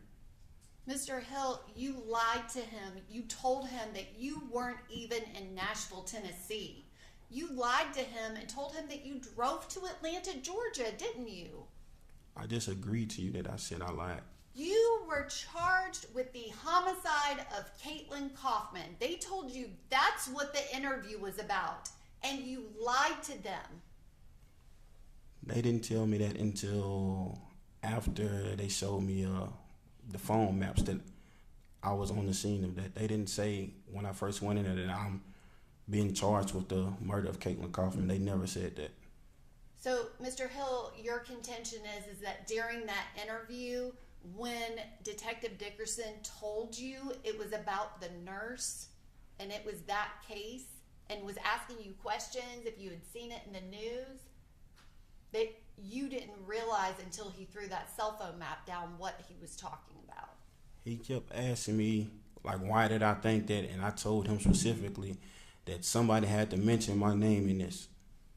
Right, you knew it was Jacquez. You knew it was Gucci. At the moment, I didn't until after certain facts that the detective told me. Then I put 2 and 2 together that it was him. The certain facts were Duty and the Cadillac. Basically, yes. But you sat there and you lied to him and you were going to keep lying to him. At the time, I was scared and didn't want to be in trouble. This is a serious crime. So I was going to protect myself and my family at the same time. Right, you were gonna protect yourself and your family. And it wasn't until he laid that picture down that said, "You're lying." And at that moment, you admitted to being there in the Cadillac. Yes. You admitted to that, but you kept lying to him, and you told him that you were driving. And you weren't the driver, Mr. Hill, were you? No, I said I was protecting myself. I was not ready to step up and own up to this. I already said all this. Mr. Cowan was the driver. Yes, and he didn't do anything to help aid, assist, solicitate, or anything. He didn't tell me to do this or anything. Because you're protecting your family. Mr. Cowan, you're protecting Mr. Cowan. I said at that moment I was protecting my family, but since I'm telling the truth, I'm going to tell the truth. He didn't do anything. He didn't aid or assist me in any crime that I committed. He didn't do nothing. And when you were lying to Detective Dickerson and telling him that you were the driver and that it was your passenger, you named a person, Quan Evans. Yes, I made up a random name, and if that person was to be brought into this, then I would have to step up and own up to my stuff still. So regardless of the situation, as long as I've been locked up, I've been ready to give the truth. You were going to let Quan Evans get arrested for the murder of Caitlyn Kaufman. They brought you a picture. You said, "That's him. He's the shooter. I was driving." Yes, we seen That it. is what you said to Detective Dickerson. Yes, we all seen it. And the one thing you wouldn't say to Detective Dickerson is about Mr. Cowan. You kept protecting him. They asked you if you knew him, ever seen him before, and you said no. I did. You denied knowing him at all.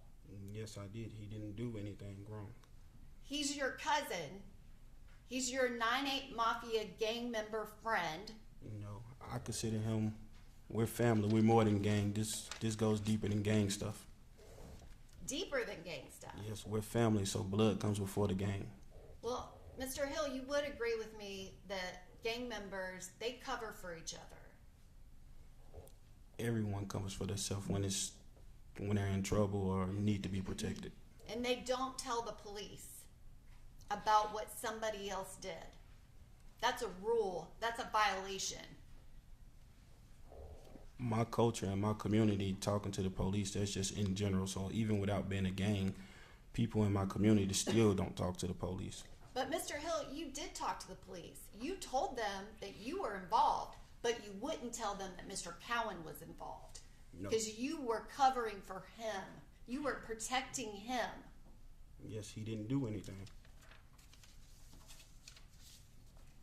He was driving the Cadillac that you were in when you were able to fire all of those shots at Caitlyn Kaufman, Mr. Hill.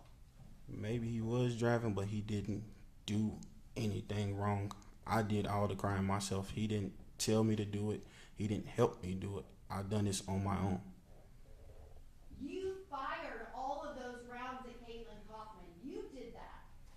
Every single I just said that. decision was you. Yes, I just said that.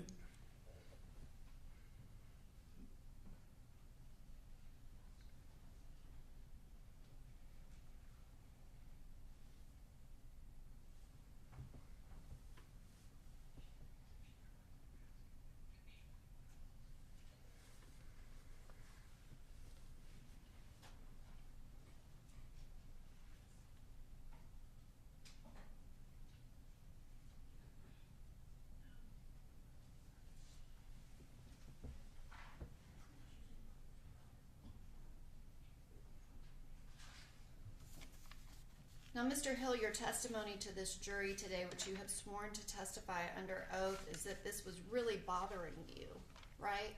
It was. But you were at Mr. Cowan's birthday party on December 5th, Yes.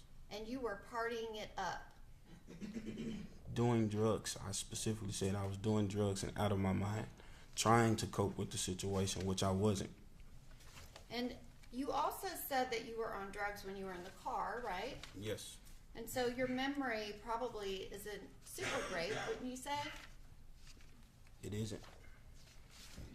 And you don't remember certain facts, right? I don't remember. No. Certain ones, but you remember some of them. For the most of it, I remember. And after you got charged with this, you're the person on all of those calls that we heard, right? Yes. And you're calling people, you're upset about Jacquez Merrill Odom, Gucci, because he told on you. Yes. And you want people to know that he's the one that told on you. Yes, I just put it out there. It wasn't nothing You specific. put that word out on the street so everybody would know that it was him. Yes. And you wanted to know how that was going to work, if he was going to be forced to come to court to testify against you. Yeah, I just was wondering. Because you wanted to get the message out to him that he shouldn't do that. No. Where did that come from? Oh, you wanted him to come to court and tell the truth about you. I didn't want to get a message to him. I never tried to reach out to him or anything. Right, you just told Big Cuz exactly who he was. But you had to go into great detail to explain that to him. Yeah, I just tell him who it was. Let him know the person that put me in this position. I didn't tell him to do anything to anyone. I didn't ask him to look him up, call him, reach out to him. Anything that he said was on him. That's on him, not on you. Yes, I didn't tell nobody to do anything. So when he told you he was going to bump down on him, that's on him, not on you. Yeah, and I told him you're not going to see him, cuz. So I let him know basically like to leave it alone. You're not going to find him. You're not going to see him. So basically leave it alone. And that was it. You gave him specific details about him, and he said he was going to go bump down on him. But that's on him, not on you, right? Yes, if he decided to go say something to him, that's on him. I have nothing to do with that. But the one thing that you wanted Big Cuz to do, other than know that it was Gucci, Jacquez Merrill Odom, you wanted Big Cuz to let Duty know that you didn't say anything about him. It was Jacquez that said his name. Yeah, basically, like, let him know that I didn't say anything about him. That you hadn't snitched on him. It was Jacquez that snitched on him. Yeah. And you wanted him to know all of the specific information that the police had. They had his picture, they had his phone, and they knew about his Cadillac. At that time, I wasn't letting him know. I was telling my family what was going on and what was said to me. It wasn't a warning to anyone. That was just me talking to my family, letting them know. I done the same thing with my sister. I let her know everything that the police was saying to me and what was going on. Which they already knew what you had done. No, my family didn't know anything I have done. I never told them about this incident.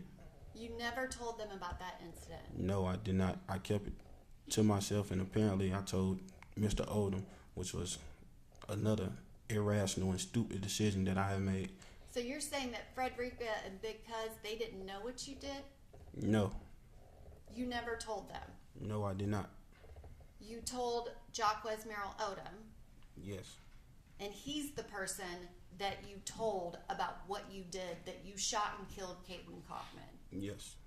And you sat here today on direct and told this jury that you didn't know that someone would be seriously injured when you fired your gun multiple times out of that window.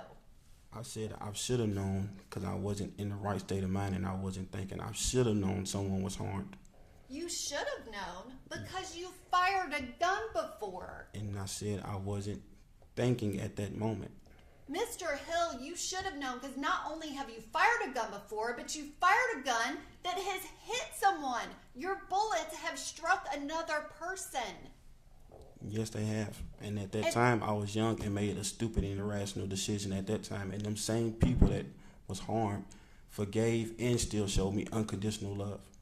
Mr. Hill, you fired a gun not at one person, not at two people, at multiple people, and you've struck 3 people with your gunfire before. Yes. And they were injured. Yes.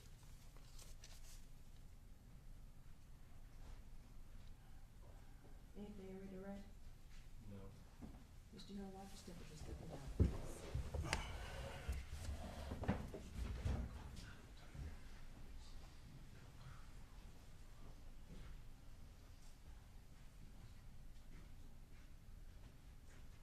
Mr. Defense, ready to, do you have additional witnesses? Yes, we call Dr. Eric Warren. Dr. Eric Warren.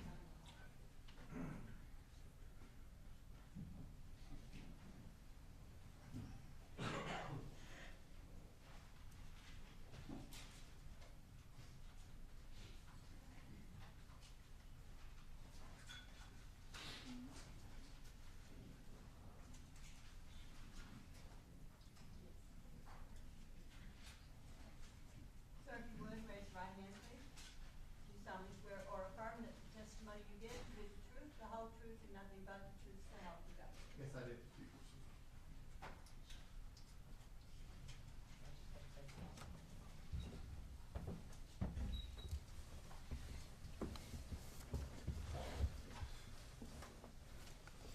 Good morning, Dr. Warren. Can you introduce yourself to the jury, please? Yes, my name is Eric Warren. That's spelled E-R-I-C. Last name is W-A-R-R-E-N. And what do you do, Dr. Warren? I own my own forensic consulting firm. It's called SEP Forensic Consultants, and that's spelled S-E-P Forensic Consultants. We're based out of Memphis, Tennessee. How long have you owned that company? 5 going on 6 years now. What did you do before? Prior to starting that consulting firm, I was employed by the Tennessee Bureau of Investigation for approximately 9 years. I was assigned to the Firearm and Toolmark Identification Unit, initially here in Nashville, and then I was transferred after approximately 2 years to the Memphis Regional Crime Laboratory. In addition to being assigned to the Firearm and Toolmark Identification Unit, I was also a member of the Violent Crime Response Team, where I served as the firearm or shooting reconstruction expert on that team of typically 5 people. And why did you decide to leave the TBI and start your own company? So my educational background is actually, went to undergraduate and graduate school at Vanderbilt University here in Nashville. And my education background is in molecular and cellular biology with a doctorate in molecular biophysics. So at the time that I was in school, I knew that I wanted, with the love of math and science, I knew that that was the type of field I wanted to pursue. And it was at a career fair that I was introduced to the world of forensic science. So when I joined the TBI, I still had that desire to combine the research element with the forensic science element, and the Bureau just is not a place that you can do that. And so I left to start my own company in order to be able to pursue both.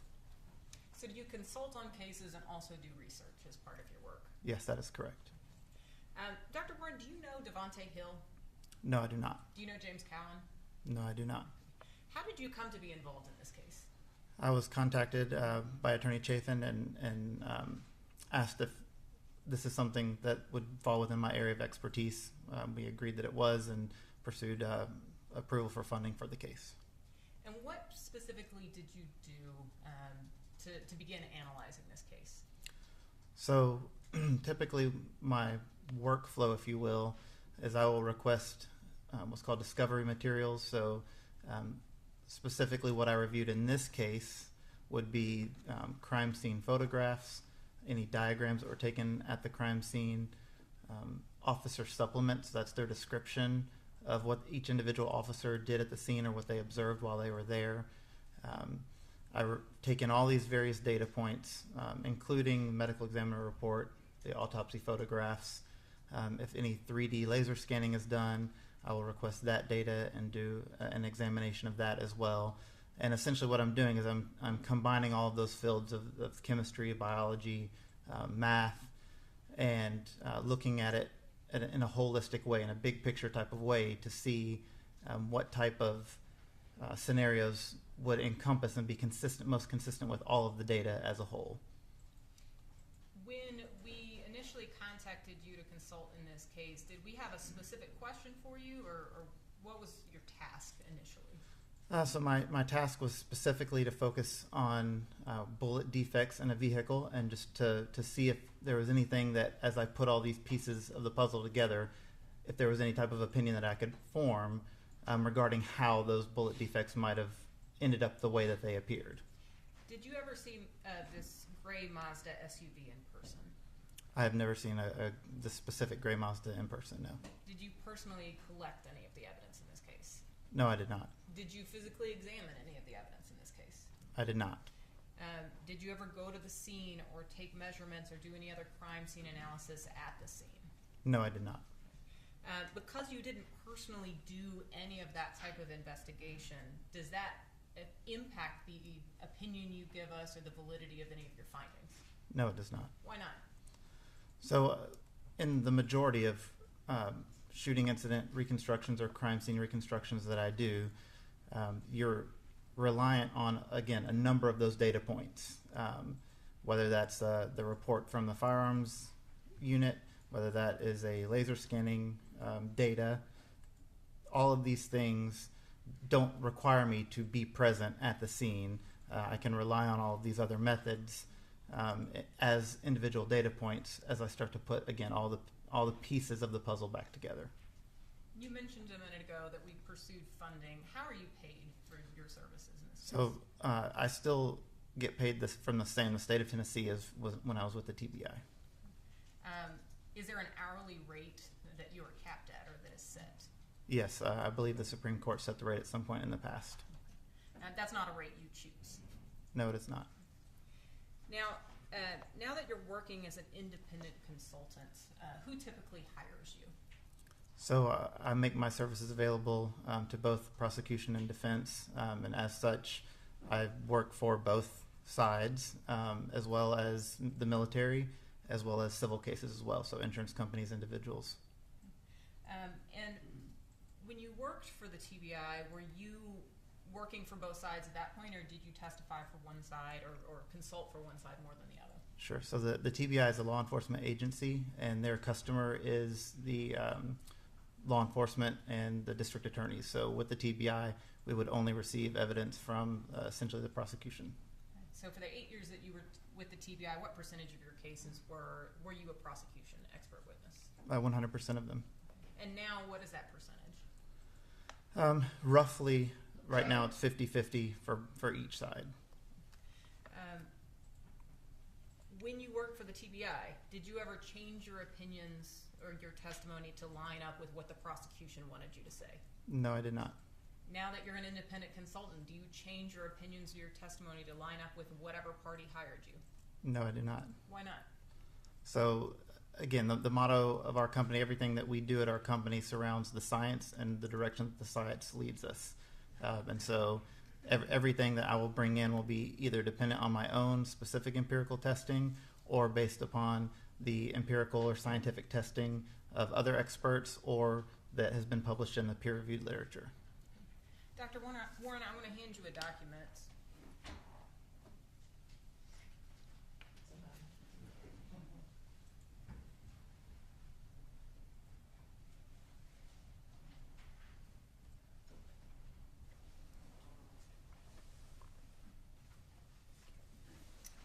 Do you recognize that document, Dr. Warren? Yes, I do. What is it? So this is a copy of my CV. What's a CV? It's essentially like a long form resume, if you will, that lists everything about education, training, and experience. And you've told us a little bit about your educational background. I'll come back to a few other relevant points in a minute. Is that a fair and accurate copy of your current CV? Yes, it is. I'd like to admit that as the next exhibit, please, Your Honor. Okay, I think we're 43. And I'm sorry, do you need to hold on to that to talk about your training and experience, or do you I think I'll be okay. Okay. Thanks. So, Dr. Warren, you told us that you received your undergraduate and your doctorate from Vanderbilt University. In addition to your sort of formal education background, have you received any specialized training in the area of firearm and tool mark identification? Yes, I have. So when I was initially hired by the TBI, I underwent an intensive 2-year on-the-job training program. And that consisted of reading textbook-type materials, journal articles on the history, the manufacturing, and the methods of firearms and firearms identification. It also included touring the manufacturing facilities of many firearms and ammunition manufacturing plants to see kind of a behind-the-scenes view up close the types of manufacturing processes that occur when firearms or ammunition are manufactured. And then that all culminated with a mock trial where I was given mock evidence that would encompass the entire range of firearms, trajectory, all of that, and successfully completed that and then was signed off to do independent casework. And what about in shooting incident reconstruction? Have you had any specialized training in that field? Yes, so in addition to it being part of that on-the-job training program that I just mentioned, I've also attended external training through the FBI, the ATF, a few different universities, for instance, West Virginia University, that offer forensic-type courses. And then I've also pursued from private companies that specialize in shooting reconstruction, training in that as well from those companies that can be in the form of either an online seminar or in some cases up to a week-long on-site course. Do you have an estimate of how many hours of extra training beyond your PhD you've received in these areas of expertise? So after post PhD with the TBI and currently up until now, it's somewhere in the hundreds of hours of training. What percentage of those hours are in firearm and tool mark identification? I would say the majority of that is firearms and tool mark, so probably somewhere in the 50 to 60 range potentially. What about shooting incident reconstruction? So the shooting incident reconstruction and kind of the bigger picture crime scene reconstruction would be the remaining percentage of that. Have you produced any peer-reviewed publications on either of these subjects? Yes, I've produced 5 or 6 peer-reviewed publications in these types of forensic areas, with a few more that I'm currently in the process of getting published. I've also instructed in some of these areas as well at the Tennessee Law Enforcement Training Academy, as well as directly to specific law enforcement agencies in advanced topics of crime scene reconstruction and shooting incident reconstruction. And just briefly for the jury, what is the significance of a peer-reviewed publication? Sure. So with peer-reviewed literature, you would essentially do that empirical research, that scientific examination and generation of conclusions and results. You would write it up and you would submit it to essentially an editorial board where the relevant members of that particular community would review your work and essentially kind of pick it apart, not just proofreading, but making sure everything is sound scientifically. And then they may ask for revisions before it is actually published. And so the idea is with peer-reviewed literature, you know that if it's been published, it has been reviewed by multiple independent experts and has been deemed to be sound. Are you a member of any relevant professional organizations relevant to the two subjects we're talking about here? Sure. So I am a distinguished member of AFTE, which is the Association of Firearm and Toolmark Examiners, where I also serve on the board for unpublished research.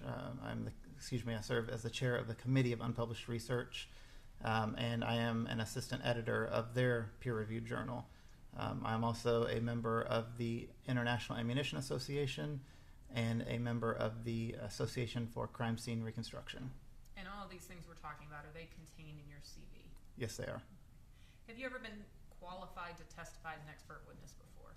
Yes, I have. How many times? Somewhere in the neighborhood of 70 times. And are those times that you have been qualified, have you been qualified in the area of firearm and tool mark identification? Yes, I would say probably 70% of those times were firearm and tool mark examination.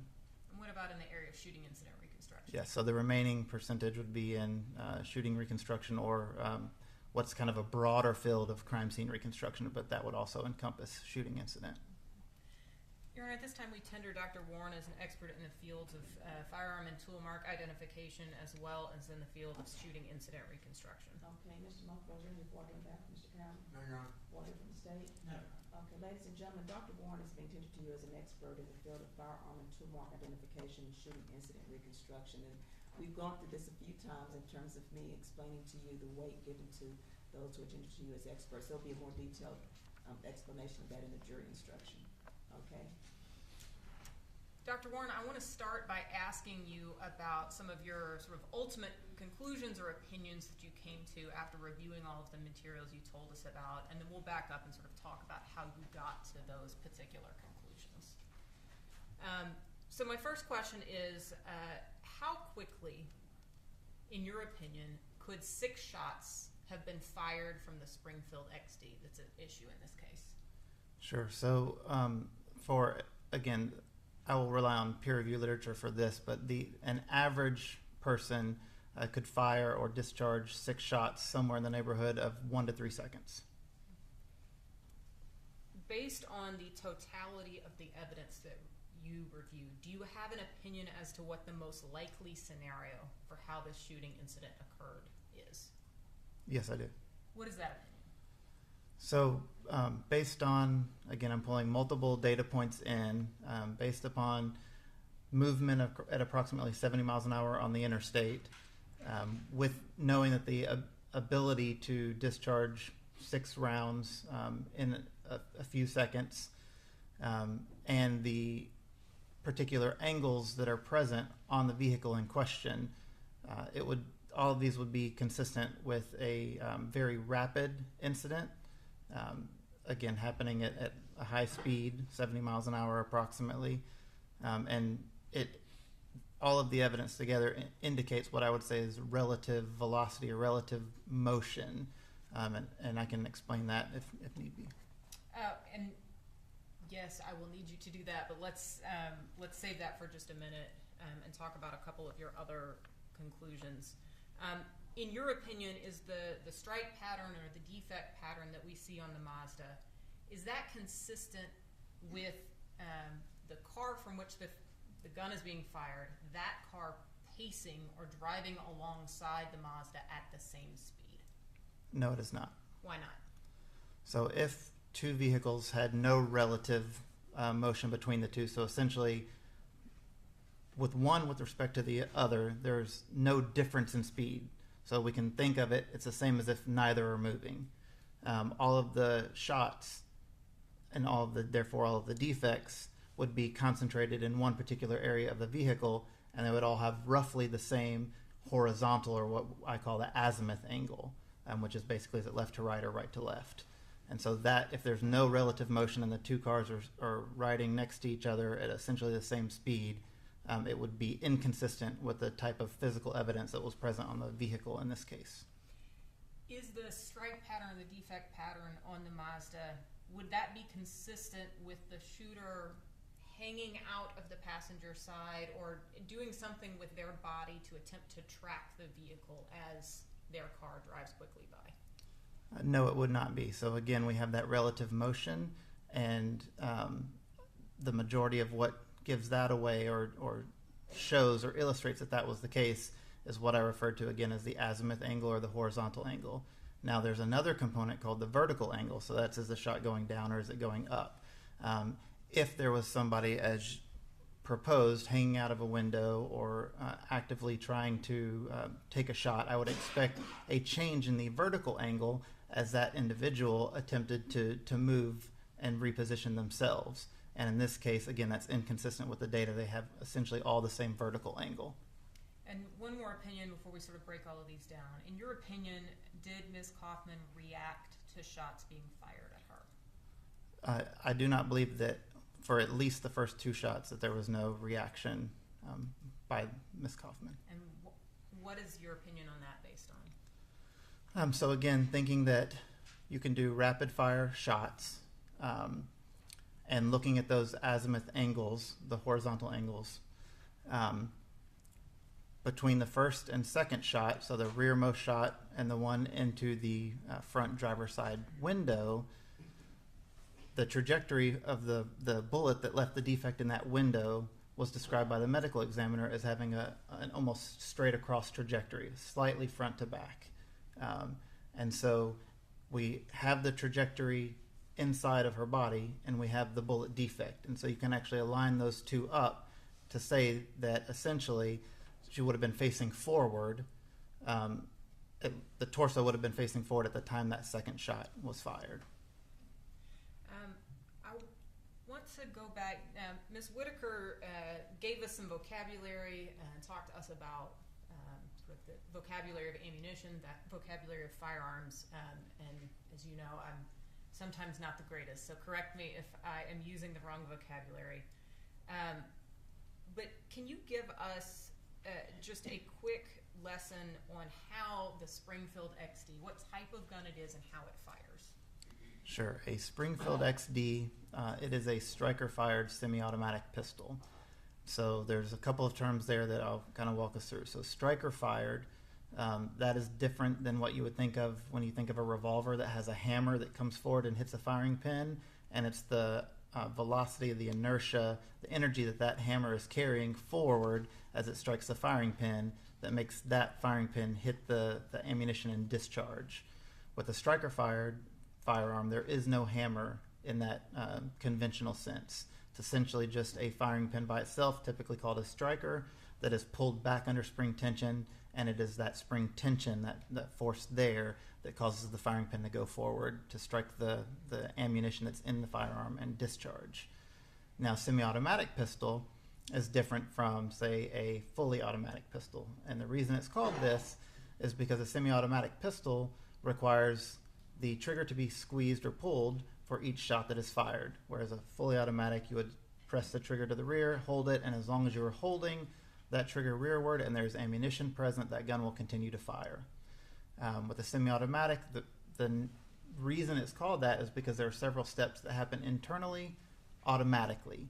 So a semi-automatic pistol, again, does require the user to squeeze or press that trigger, but then there are tools called the extractor and the ejector inside of that firearm that will automatically, upon discharge, extract the fired round and eject it from the gun and then load the next live round in to fire it. Now, I'm using these terms, but the official terms that you'll probably hear me use going forward, I'd like to define those real quick. So a live round of ammunition, a single live round that I've called a round so far, is technically called a cartridge. So this is an entire unit of ammunition, and it contains four main components. But the two that are most important that we're going to talk about is the cartridge case. Some people call it the brass or the casing. That's that individual shiny piece, typically like a golden color, that is extracted and ejected from the firearm.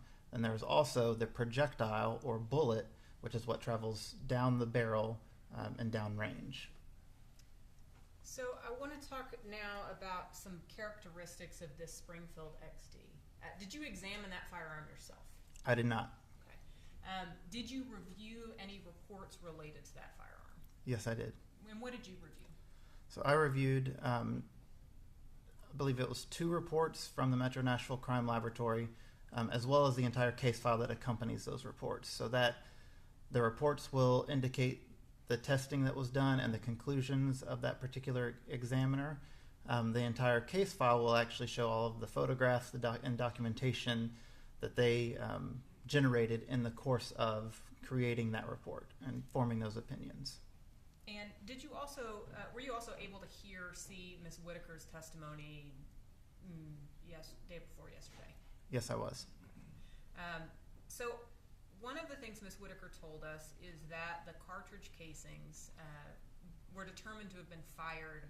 There are 3 cartridge casings that were determined to have been fired from the Springfield XD. Do you have an opinion as to whether that finding is correct?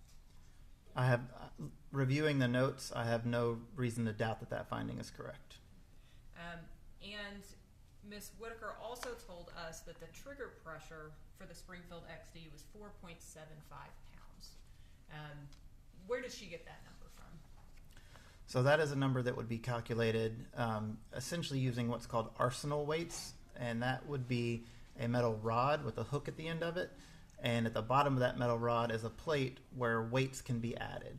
And so the way that that trigger pull is determined is the firearm would be held vertically, aiming at the ceiling, and that hook on that rod would be placed onto the trigger, and then weight would be added to that until that gun went click, which, if it were loaded, would indicate a discharge. And what that is essentially measuring is the amount of force that would be required to pull that trigger rearward to engage the striker portion, the sear portion of that striker or firing pin, and then retract it and then let go to cause that discharge. So that whole process would be what is measured by that trigger pull. Have you ever conducted research or experiments on the amount of force it takes for humans to sort of apply force in other settings? For those of us who have never pulled the trigger on a gun, how do we know what 4.75 pounds of pressure feels like? Sure. So yes, I like to always have examples for various different aspects in order for people to have a good idea of what that would be like. And so this 4.75 pounds would be most comparable in the testing that I've done to something like if you were to take a single finger and try to squeeze a Windex bottle. So not with your full hand, but just with a single finger. And do you have, after reviewing the full file, do you have any reason to doubt that calculation? I believe it's actually Ms. Connor, Ms. Chambers performed to determine the 4.75 pounds of pressure. Yes, that is correct. I believe it was Ms. Chambers, and no, I do not have a reason to doubt that. Is that consistent? Is that that pressure, that force required, is that consistent with your knowledge of this type of firearm? Yes, it is. And is that consistent both with the Springfield XD in particular, as well as other similar semi-automatic pistols? Yes, it would be similar to other striker-fired semi-automatic pistols, such as a Glock or a Smith & Wesson M&P. Have you ever done any research yourself? Are you familiar with research that tests how quickly? Well, let me ask this first. Have you done research specifically on the Springfield XD to test how quickly that particular gun can be fired? No, I have not. Have you done research, or have you reviewed any other peer-reviewed research that determines how quickly a similar style gun can be fired? Yes, I have. Can you tell us about that? Yes, so that was specifically an article by Mr. Jason Alexander, who's also a member of AFD and for a long time has been putting shooting incident reconstruction literature out and getting that published. And he looked at several different types of shooters, so from novices that have never touched a firearm to just an average person that has some experience to law enforcement officers or professional competitors. And he looked at this exact question of how quickly can a trigger be pulled. And those measurements varied, of course, depending on the skill, but in general, a novice, never touched a gun, can fire 1 to 2 cartridges or rounds per second. The average person, with kind of like the Goldilocks idea, the Goldilocks story, the person in the middle, can fire somewhere in the 4 to 6 rounds a second, and then competitive people are more in the 8 to 9 rounds per second. And in that research, was a Springfield XD particularly used in that study? No, it was not. Is there any reason why we can't extrapolate from the findings using other weapons in that study to the Springfield XD? No, there's no reason why that couldn't be extrapolated. That's part of the scientific process. You factor in many different variables so that it can be applied in other scenarios. I also want to ask you about a feature on the Springfield XD related to the trigger pull. When you described the process to us of pulling the trigger, and that is what causes the, I'm not going to try to repeat. You described to us the process, you pull the trigger. In order for the next round to be fired, once one round is discharged, in order for the next round to be fired, does the trigger need to return all the way to the fully frontwards position before it can be fired again? No, it does not. Can you tell us what happens instead? So there's a feature called a trigger reset. And if anybody's ever been to a gun range or fired a gun, you know that Once there's a lot of what's called take up, so you have to pull the trigger back quite a bit of the ways before you start to feel that there's that engagement that I talked about. And then you have to continue to squeeze the trigger to overcome that engagement such that the sear is tripped and the gun discharges. When that happens, again, part of the semi-automatic process, there's a tool inside of the gun called a disconnector. That disconnector serves to prevent that gun from firing fully automatic. That's one of the aspects that's required for a gun to have to be semi-automatic. And so when you squeeze that trigger and the firearm discharges, you then have to release the trigger in order to trip that disconnector so that you can pull the trigger again. However, you don't have to let the trigger all the way forward because there's that section of travel that's called take up. So you really only have to release it until you hear an audible click or feel a click from that disconnector, at which point you can stop letting go and squeeze again. And that's typically somewhere in the neighborhood of only 25 to 50% of the full travel. Dr. Warren, I want to turn your attention now to the trajectory analysis that Officer Belcher did. Were you able to, as you described to us, you were able to review Ms. Chambers, Ms. Whitaker's work, review their full file, and hear Ms. Whitaker's testimony. Were you able to do the same thing with Officer Belcher? Yes, I was. And did you review a report that he created that was titled Trajectory Report? Yes, I did. Did you also review his full case file? I do know that I reviewed photographs and worksheets from him that would be part of that case file. The bullet defect worksheets and a few other worksheets like that? That is correct. I want to, well, the jury has seen Officer Belcher's trajectory report. That's in evidence, and I want to ask you some questions about some of his findings. Now, Officer, and you were able to hear and see Officer Belcher testify as well, is that right? Yes, I was. Okay. He described for us the Faro scan process and the process of placing these trajectory rods to help him calculate these angles. Is that generally the process that is followed, that you were training other folks to follow? Yes, it is. So Officer Belcher did all of that correctly, is that right? Yes. Okay. You don't disagree with Officer Belcher's findings generally in his trajectory report? No, I do not. Okay. So I want you to tell us a little bit more about how you were able then to take the data that Officer Belcher collected through that Faro scan and use it to reconstruct the shooting. Sure. So this Faro scanner is essentially another tool in your tool pouch, is how you can think of it. There's multiple ways to measure a trajectory. This is one of the newer ways.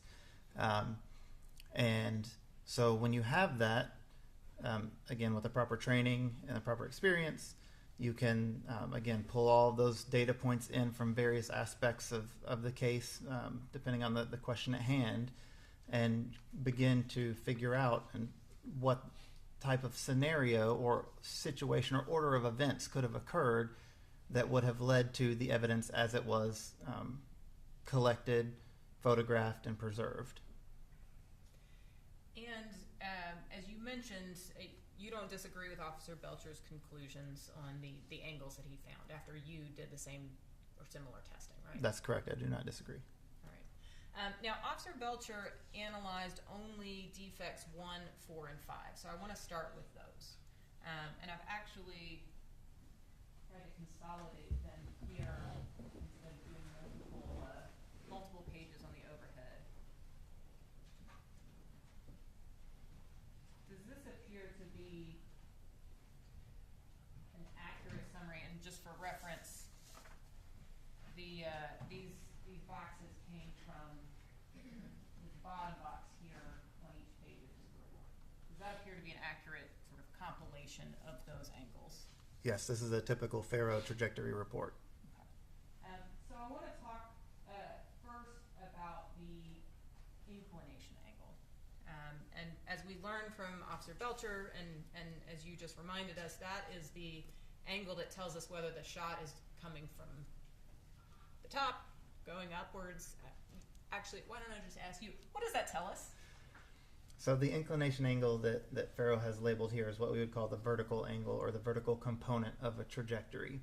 And that is essentially that particular trajectory with respect to gravity. So is it an upward shot or a downward shot? And then the azimuth angle or the horizontal angle tells us what? So the azimuth angle, again, is that horizontal angle that says is the shot coming from the left or coming from the right. And so we are all sort of doing this together. What I'm gonna do here is try to put these angles exactly where they belong in which defect. So defect 1, the inclination angle is negative 10.94, is that correct? Yes, that is correct. And the inclination angle on defect 4, which would be this one, is negative 10.81. Is that right? Yes, And then the inclination angle on D5 is negative 16.30. Is that right? that's correct. And then on D6, negative 15.46. Correct. And remind us what the error cone tells us. So the error cone is essentially an established field accepted error rate of a trajectory analysis of plus or minus 5 degrees in either the vertical or in both the vertical and the azimuth directions. And so with that error rate, what does this vertical angle, the difference in this vertical angle tell you? Sure. So within the error rate, you cannot say that there's a difference between any of these. So for all intents and purposes, within that error, all 4 of these trajectories are of the same vertical angle. And what does that tell you, other than the same vertical angle, what does that tell you sort of scientifically about what occurred in this shooting? So again, that goes back to, with respect to height, there's no change from the shooter to the target. So from essentially going back to extrapolating that to a shooter's position, hanging out the window or moving to get out of the window, all of that would change that height and therefore the height of the firearm. And then that would, of course, change the vertical angle of that particular trajectory.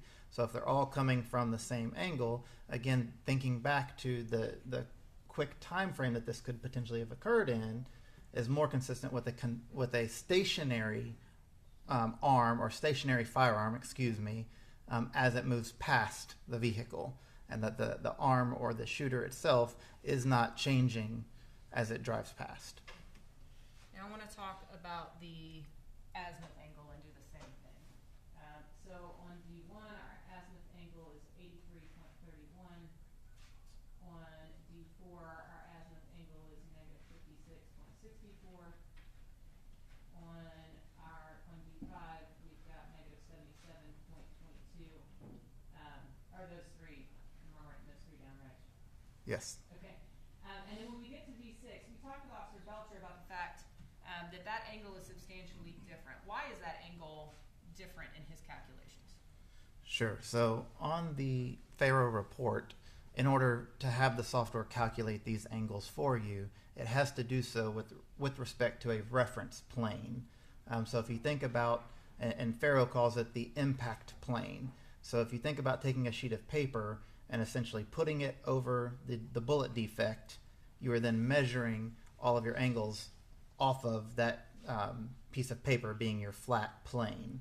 And so what he has done here, and it's very difficult to see, but if you have the report in person and you look, you'll see that there's a very, very faint black line running right here, here, and then here. And so the reason that D6 is different is because that trajectory from the bumper, that impact plane has been rotated because now he's measuring it with respect to the front of the vehicle as opposed to with respect from the side of the vehicle. And so that's what's essentially called a complementary angle. So if you were to take that D6 front bumper impact plane and rotate it 90 degrees so that it's the same, comparing apples to apples as the other 3 that were measured, that would essentially give you 90 degrees minus his number of 39.55. And so that would give us 50 50.45? That is correct. 50.45, is that right? That is correct.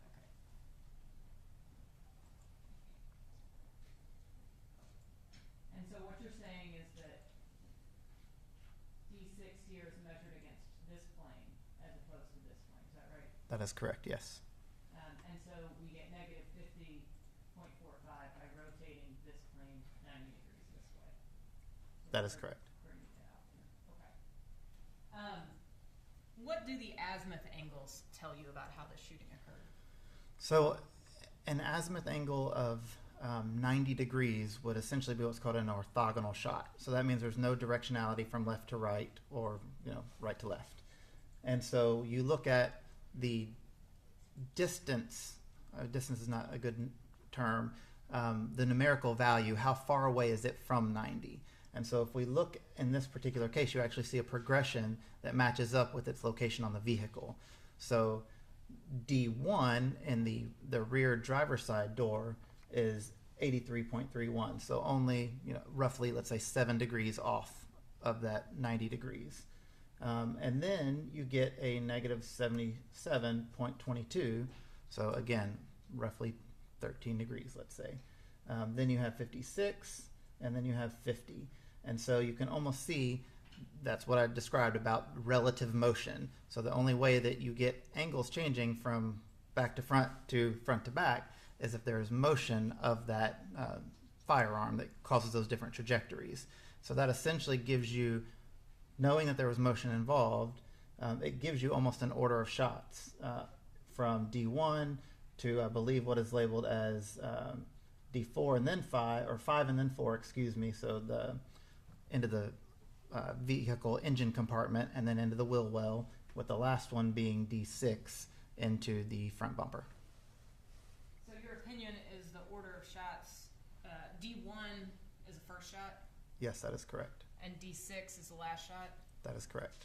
And would your opinion be then that, can you tell whether D5 or D4 occurs before one another? No, you can't, again, because we're talking about within the error that's present, that plus or minus 5 degrees, and also the type of surface and the impact plane may vary a little bit depending on how curved that surface is. You can't specifically say which one of those two would have come first. Now, Dr. Warren, you told us you listened to Officer Belcher's testimony. Officer Belcher told us he did not do an analysis of defect 2 and 3. And in fact, he said it would be irresponsible to calculate defect 2 because he didn't have endpoints for those bullets. Do you agree with him on that? With what data he might have had, that could be potentially true, but with the data that I was provided, it would not be irresponsible at all. It's actually common practice in order to use another data point, such as the medical examiner's report, to continue that trajectory. Then how would you be able to use the medical examiner's report to continue the trajectory if you were not able to either take measurements or examine or in any way, I mean, there's no photographs of Ms. Kaufman's body in the car. How are you able to make that determination? Sure. So again, this goes back to some of the logic that I mentioned, the problem-solving skills that I mentioned on the front end being as a part of the shooting incident reconstruction. So if we have a trajectory and a bullet that is recovered that is associated with D1 from the front passenger seat, and we have bullet fragments and fragments, basically essentially all of the defects are accounted for in the bullet trajectory, except for what would be D2. And so therefore, D2 would be the one that is related to that fatal shot that passed through Ms. Kaufman. So we now have a relation, a connection between the bullet defect in the front driver window, which is labeled as D2, and the trajectory described by the medical examiner in her body.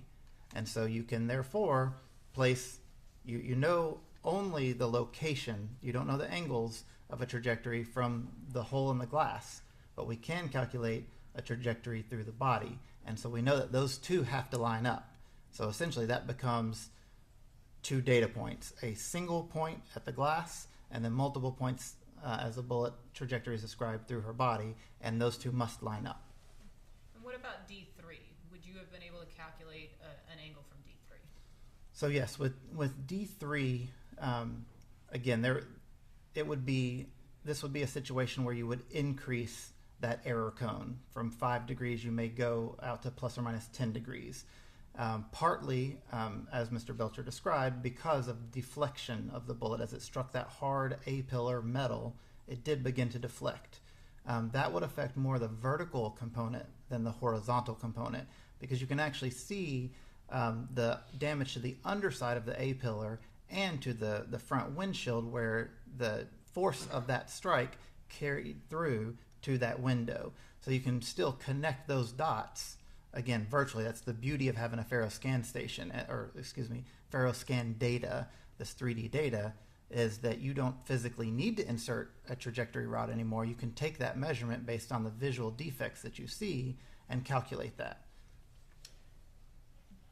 When you calculated defect 2 and defect 3, were those calculations consistent with the angles you found in defects 1 and 4, 5, and 6? Yes, they were. And I'm not going to ask you for those specific numbers. I want us to rely on what Officer Belcher actually produced. But was there anything about those calculations that you did that made you think, change your opinion about how the shooting occurred? No, they were not. Okay. So just specifically relying on these 4 defects, I want to talk, well, we already talked about the order of shots.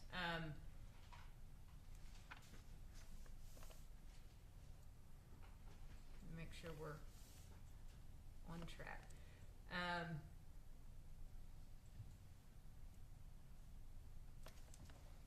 These 4 shots that we see, or these angles that we see, we know that those occurred while the vehicle was traveling at highway speeds. Is there anything about the fact that the vehicles are traveling 70 miles an hour or so that would impact their trajectories that we see here? No, there would not be. And why not? So the velocity or the speed of a bullet is so much greater than the 70 mile an hour speed of the vehicle that for all intents and purposes it doesn't care. The bullet doesn't see that speed difference. It's so vast. And in addition to that, the rough distances we're talking about for, I believe Mr. Belcher described a 12-foot wide lane. So a typical 9mm bullet, it travels, again, this is average, 1,200 feet per second, which is roughly 840 miles per hour, and it would cover that 12 feet in approximately 1/100th of a second. So the bullet itself also happens extremely fast and does not, and happens over such a short distance that it would not be affected by any speed or air or anything of that nature. So even though, as I think about traveling down highway speeds and I put my hand out the window and it sort of blows it around, it doesn't impact the bullet in the same way. No, and again, the example of the hand is what's called surface area. It's going to be so much larger than the bullet that you actually do feel the resistance of the wind on your hand. But if you think about something the size of your pinky and were to stick it out, you would feel the wind, but it wouldn't necessarily move your pinky around. Now, the police recovered 3 cartridge casings from the emergency lane on the very right side of the interstate. Did you see a crime scene diagram that showed the location of those cartridge casings? Yes, I did. So you're familiar with the fact that those casings are found many, many feet behind where Ms. Kaufman's vehicle comes to rest? Yes, I'm aware of that. And you're aware that those casings there's 2 sort of closer together and there's 1 pretty far away? Yes, that is correct. Does that information change anything about your opinion related to how fast the shots could have occurred? No, it does not. Why not? So a cartridge case is very lightweight, and if it lands on a busy street such as an interstate, it's a very common occurrence to see evidence come in that has what's called road rash on it. So that those cartridge cases will be all scratched and scuffed up and damaged, and that's from vehicles passing by that knock them down the road, and they basically tumble and or get run over when the treads of a tire, causing a lot of cratering and damage and dents onto those cartridge cases. And when that happens, they're going to be distributed along the direction of the interstate by that process. Could that also be an explanation for why there are only 3 casings when we know six shots were fired. Yes, it could be. I want to talk now about the change of movement that you told us about. So you told us, in your opinion, there's a change of motion, or there is relative motion between the vehicles. Is that right? Yes, relative motion, that is correct. Okay. And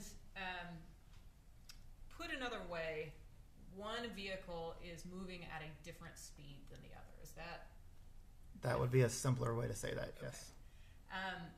Relative motion could be one vehicle being stationary and another vehicle driving by. Yes, that is correct. So one being faster than the other. So whether one is 0 and the other is anything above 0, or one is 70 and the other one is anything above 70, would be essentially the same scenario. And that's why your opinion is that these cars were not traveling at the same speed down the interstate. That is correct. Okay. Can we tell how fast one car was going compared to the other? No, we cannot. Why not? So with one vehicle, we have GPS data every second. With the other vehicle, we do not. And so without some type of data points that would give us an idea of that traveling, we cannot know that. And even though we have that GPS data that tells us there's about 18 seconds from the time the first shot is fired until the time the car comes to rest, we still can't extrapolate that information. That is correct. Can we tell if, let's say that a silver Cadillac is passing on the driver's side of this gray Mazda. Can we tell if the silver Cadillac is speeding up or the gray Mazda is slowing down? No, so again, either situation or both could happen, and there would still be that change, that relative velocity, so a difference in the speed between the two. Would there be any way, mathematically or scientifically, to calculate change in speed between the two vehicles?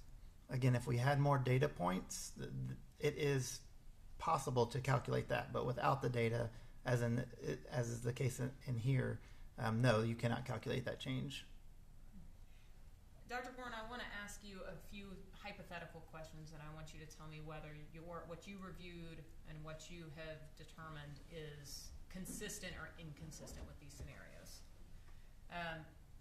If the car from which the gun is being fired is passing the gray Mazda here on the driver's side of the Mazda, is that consistent with the information you've told us? Yes, it is. Does that match all the data that you reviewed? Yes, it is the most consistent scenario with all of the data that I've reviewed. And in your opinion, if that is the most consistent scenario with the data you reviewed, did that incident happen quickly or slowly? So again, just based on human ability to squeeze the trigger and fire 6 rounds, based on speed and based on the constant changing azimuth angle, all of those would support the idea that there was that relative motion, and that would have happened in a very quick manner. Now, I'm going to change the hypothetical slightly. Same facts, but let's say the person who is shooting the gun is the driver of the gray Cadillac that is passing on this side. Is that consistent with what you reviewed? No, it would not be. Why not?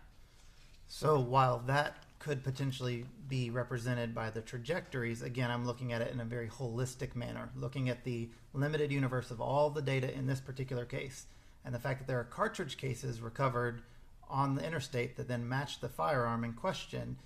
If a driver was shooting, those cartridge cases that are automatically ejected out of the gun would end up in the vehicle, not on the street.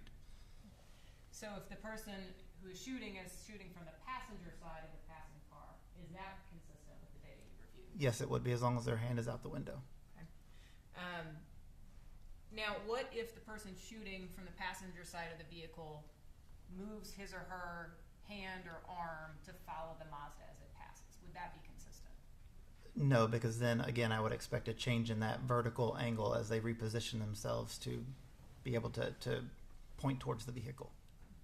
I'm going to change the hypothetical slightly. Let's say the other car is approaching the Mazda from behind here, either in the same lane or possibly even in the lane to the right, and has to slam on its brakes and swerve around the Mazda. Would that be consistent with the totality of the information that you reviewed? So the event happening behind the vehicle would not affect my conclusion about everything that happened with the relative motion of it passing the side. So that would be a situation where you can't say whether that happened or not. But again, as long as the situation is still the same as it's overtaking or passing the Mazda, then yes, it would still be consistent with the data. And as you already told us, the data would be inconsistent with the scenario in which the other vehicle is traveling alongside, attempting to pace or drive at the same time, right? Correct. So yes, if a vehicle began to overtake and then stopped and basically essentially rode next to that Mazda, that would be inconsistent with the data here. Have you ever worked a case where you have seen a strike pattern that would be more consistent with that scenario? Yes, I have. Can you describe what that shot pattern or strike pattern looks like? Yes, so if you have no relative motion between the two, so either two stationary vehicles or two vehicles that are moving at the same speed, you end up with all of your azimuth angles being the same because, again, there's essentially no movement between the shooter and the vehicle that's being shot at. So all those horizontal or azimuth angles are the same, and you also get what I would call, so in this case, I would say these defects are laterally distributed from the back of the car or back of the vehicle to the front of the vehicle. In this pacing scenario, they would all be distributed in a very small, localized area because, again, there's no movement of the shooter relative to the vehicle. Are there any other scenarios that would be as likely as the scenario we have talked about the other car driving past? No, again, with the totality of evidence, this is the scenario that is most consistent with everything. And in your opinion, I think that the shots being fired quickly as that passing happens, that is consistent, correct? Yes, it is. Those are my questions for you, Dr. Warren. Thank you. Did you have examination? General Moore, do you think that we can do it now? Should we take lunch? Okay. It's not the number. We're gonna break for lunch, okay? And don't discuss the case with anyone and among yourselves, and we'll be back after lunch. All rise.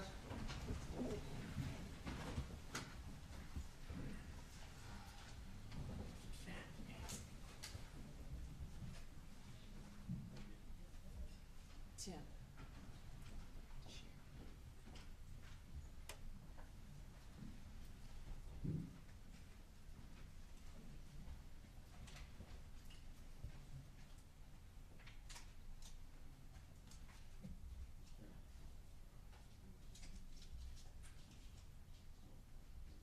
Oh. 1 o'clock? 1 o'clock. All right, see y'all at 1 o'clock. You're still under oath, Yes, Your Honor. so don't discuss the case, but I'll see you back in here at 1 o'clock. Okay. Thank you. Thank you, Your Honor.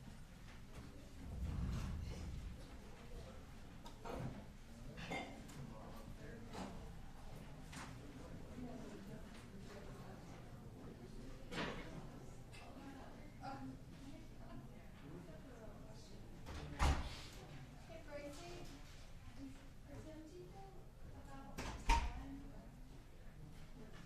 Do you know about what time they did it today?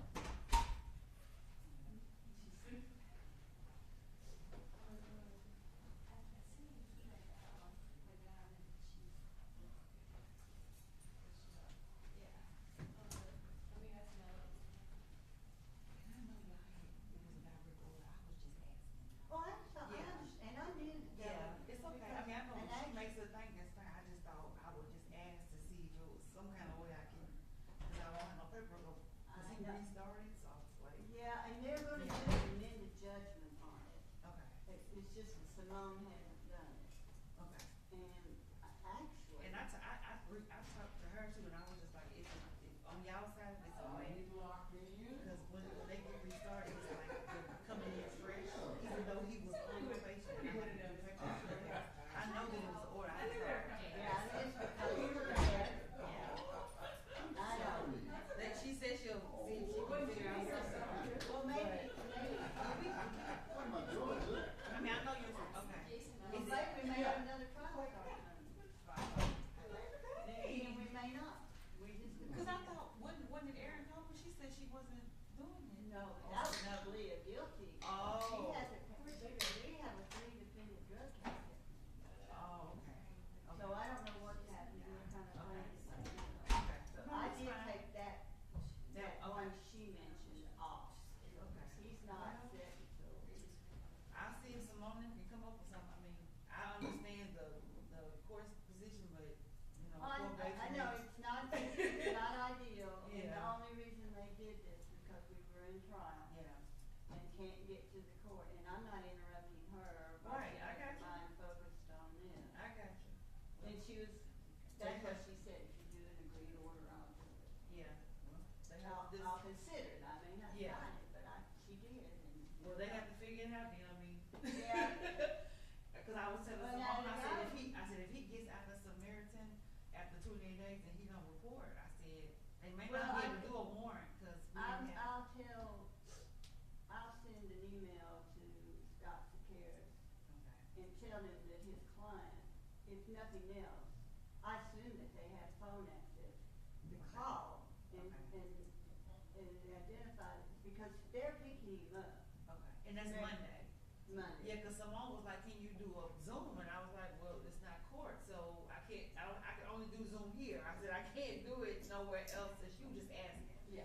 And I said, well, we don't have court, so I don't know how that would even work if we Yeah, did I a think, Zoom. well, if he contacts you once he gets the probation department and once he gets in Samaritan Center, would that be of any benefit?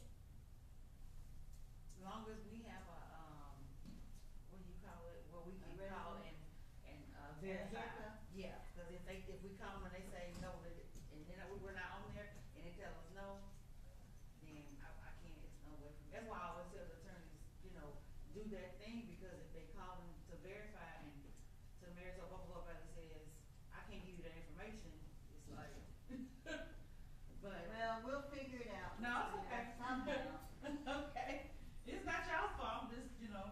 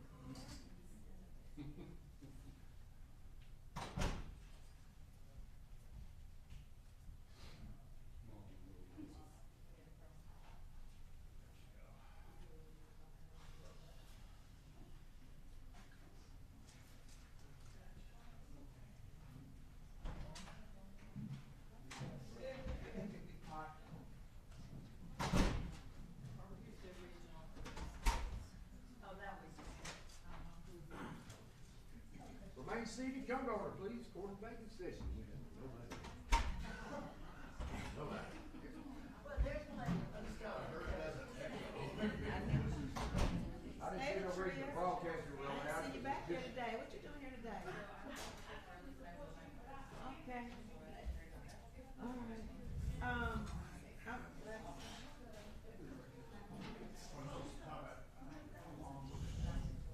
Yeah. Quiet, please, quiet, please. I don't think you can. I don't think she's still.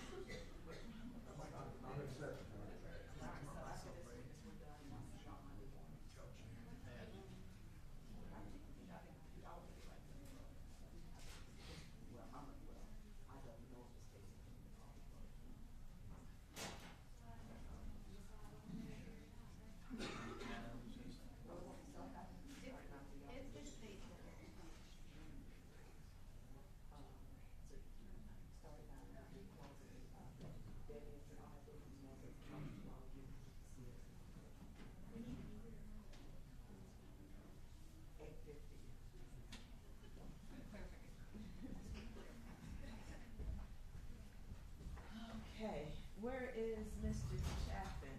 Tell him at the 6th day of the trial, I finally pronounced his name right.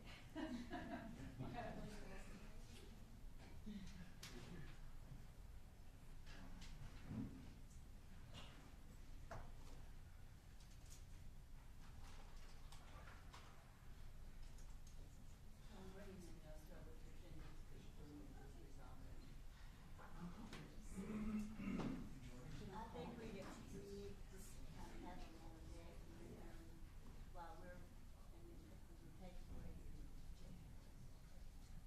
Hey, Ellen, here.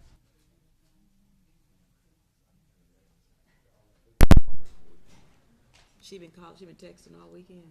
They've been asking. Text me, Yeah. Well, of course, General Wyatt. Wyatt, it's hard to say, General Wyatt, has notified us that there were 2 more witnesses that he wanted to have. Metro police officer. Should why don't we reach out to him and tell him to put his witnesses on call rather than have them show up? Well, those last 2 were admin. I'll send you a. And then, like the DA said, they probably already know about it, makes it in the paper, that's fine. Yeah. Tell Jan to tell Vince to put his witnesses on Monday on call. Okay.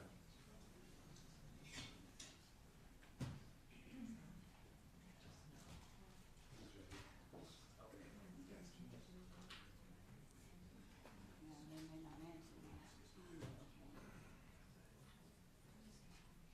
Well, they might answer, because they won't know, not gonna go. Well, I think at this point they should come in and discuss it and see if they really want to. Okay, you took Mr. Mo. I was looking for a doctor, not go through. Bring out the parties. So you Yes, bring Dr. Warren back up here. We're gonna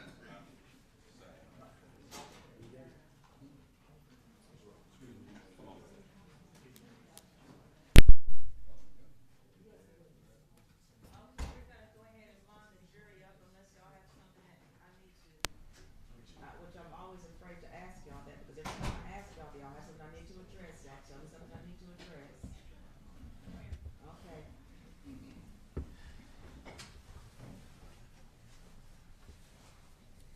You need some water? I am going to get some. Thank you, Your Honor.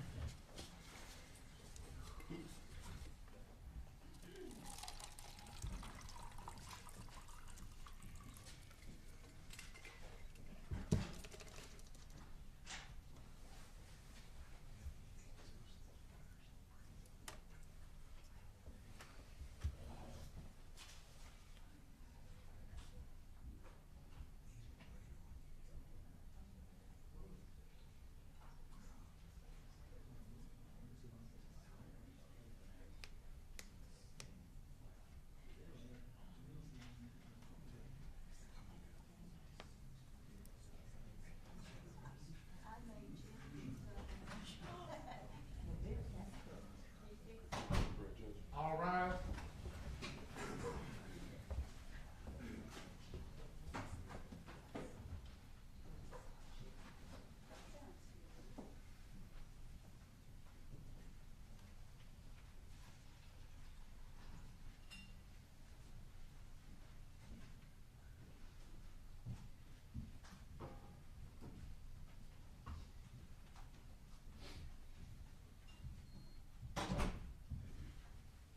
Okay, we may all be seated. Let the record reflect that the jury hearing the trial is back in the court after lunch, and I believe that before lunch, counsel for Mr. Hill, concluded your direct examination of Dr. Warren, and I believe that Mr. Montalvo, you did not have cross. I do not, Your Honor. Okay, is the state prepared to Yes, Your Honor. cross Dr. Warren? I'll make that always fatal remark of I'll only have a few questions, and I'll be brief. All of those things that never come true. Dr. Warren, during your time with the TBI, you were a salaried employee, correct? That is correct, yes. And you were paid no differently for your lab work than you would be for your testimony, correct? That is correct, yes. All right. And just to be clear, you were retained by the defense in this case, correct? Yes, that is correct. Although you'll be paid through the administrative office of the courts on a set formula they've established. That is correct, yes. Which is lower than it ought to be. I'm sure you would agree, right? I would agree with that, yes. But in the position you are now, you are compensated additionally for your testimony time, correct? That is correct. Any time that I'm involved in the case would be compensated, yes. Okay, and that's fine. Now, in this particular case, you've reviewed records, and records alone, correct? That is correct. If by records you mean documents, that is correct. So, if I were to ask that the Springfield XD9 exhibit be handed to you, that would be the first time you've ever touched it, right? This particular one, that would be correct. Okay. But you are familiar with Springfield XD9 semi-automatic handguns, correct?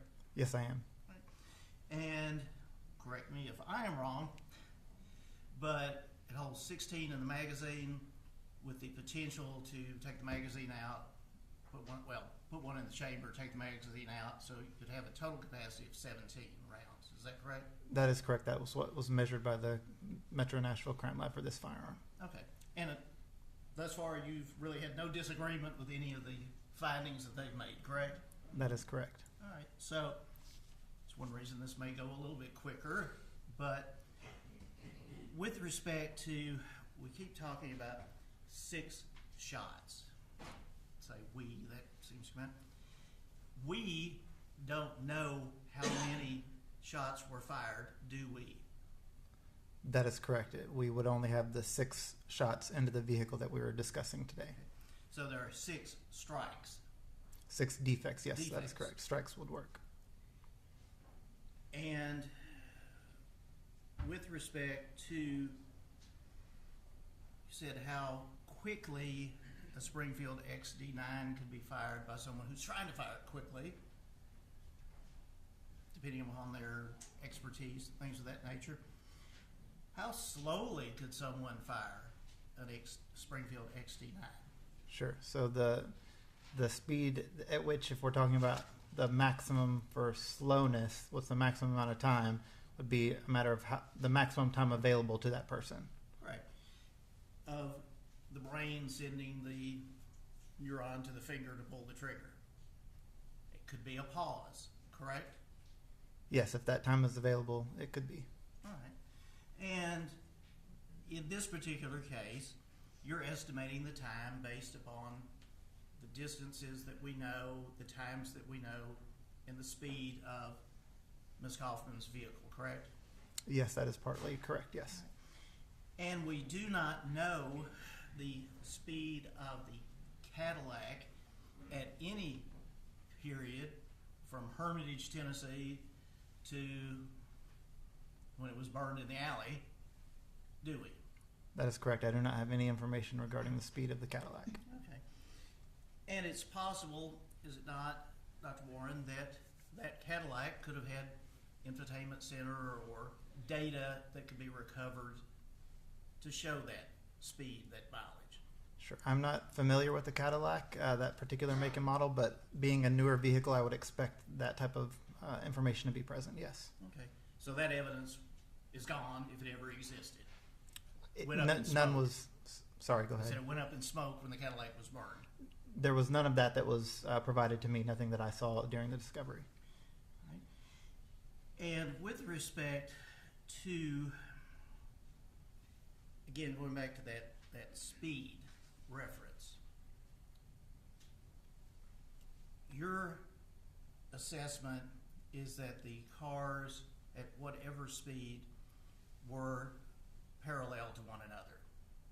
That's from the cones and the trajectory of the defects, correct?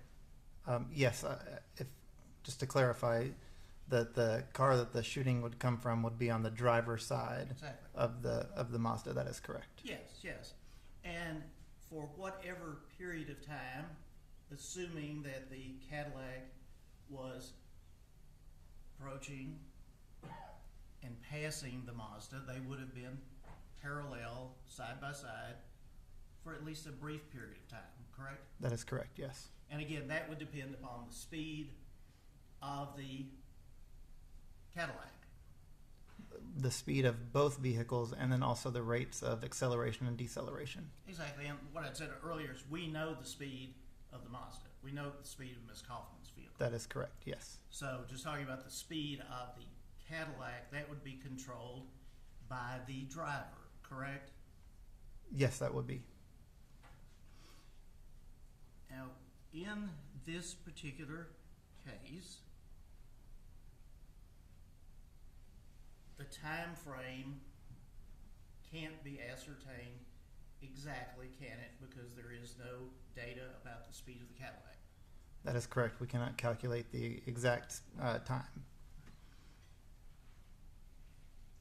And if your assessment, and I'm not disagreeing, that the first shot was towards the rear of the Mazda, it worked from back to front of the Mazda, correct? That's what you're Yes, told that- us, that in your opinion, That is correct, yes. that there is no evidence whatsoever that at any time the driver of the Cadillac veered, slowed up, did anything to alter those those trajectories. So yes, that is correct. If I understand what you're asking, there's no information again regarding the speed of the Cadillac or the directionality. And every shot went in, the Cadillac was in the same or very close proximity that it was from the first defect to the last defect, correct? I would disagree with that. I guess it depends on how broadly you're talking about the proximity. So from the distance from the rearmost defect 1 to defect 6 is about 9 feet, again, laterally down the side of that vehicle. But in addition to that, you've got trajectories, the first and last, pointing farther away. So proximity in that it was on the driver's side, yes. Proximity alongside of the vehicle, no. There was movement that changed there. Certainly, because they were going different speeds. That is correct. But there is no dramatic, as if the driver of the Cadillac did a 90-degree turn or did anything to dramatically veer away from his path of travel, correct? Sure. So that would not be something that you can determine from those trajectories, simply because there's too many points missing. Again, if we knew a location or a speed, then we could potentially answer the question of was there a veering or a movement out of that lane. But in the absence of that, that's not something that can be determined. But there is nothing to indicate that there was any braking, any gross deviation by the driver of the Cadillac in between defect 1 and defect 6. Would you agree? Yes, I would agree with that. And as you said, the cartridge casings were fired through this particular Springfield XD9. You have no reason to disagree with Ms. Whitaker. That is correct. I do not have a reason to disagree. And were you here in the courtroom or listening to Mr. Hill's testimony? No, I was not. Okay.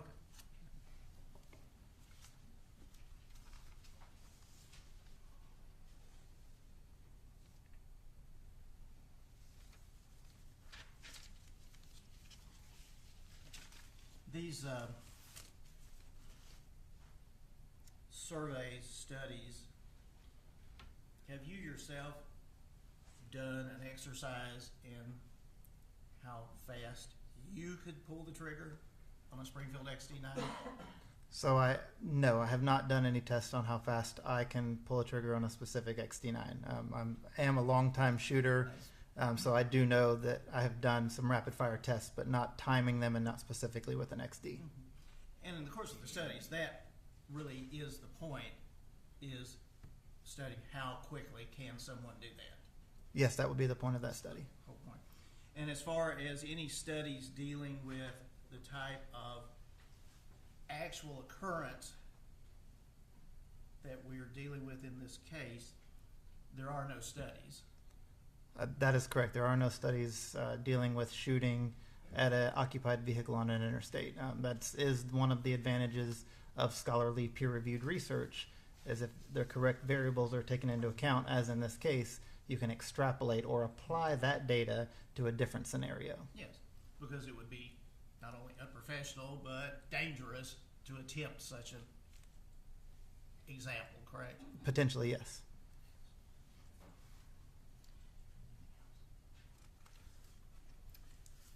I don't know if that's as brief as I promised, but it's as brief as I could do. No further questions. Okay, is there anything to redirect? No, ma'am. Okay, thank you, Dr. Warren. Watch your step as you're stepping down, please. Thank you, Your Honor. Okay, unless anybody intends to recall Dr. Warren, I'm gonna release him from his subpoena. Release from his subpoena. Okay. Any additional proof from, on behalf of No, Your Honor. Mr. Hill's proof. Okay, and I believe that Mr. Cowan. Correct, Mr. Munkaville? Okay. I guess the state needs some time to discuss. Your Honor, if we have rebuttal proof, it would be very, very brief, and we might not end up having any, but if we could just. Okay. Refer to the application, then Ladies and gentlemen, I think that's going to do it for us today. We have a lot of things, as I told you, sometimes we have to work out some things among us that don't concern you. So, going to release you today. Thank y'all for coming in on a Saturday and giving us your time this Saturday morning. Now, we'll be back on Monday. I'm going to let you sleep 30 minutes longer. So I'm not going to start at 8:30. We're going to start at 9 on Monday, okay? Let you sleep a little longer. Mr. Fox and Ms. Adams will get some instructions from you, or to you, thank you. Now, don't discuss the case among yourselves or with anyone, or do any outside research. Thank you.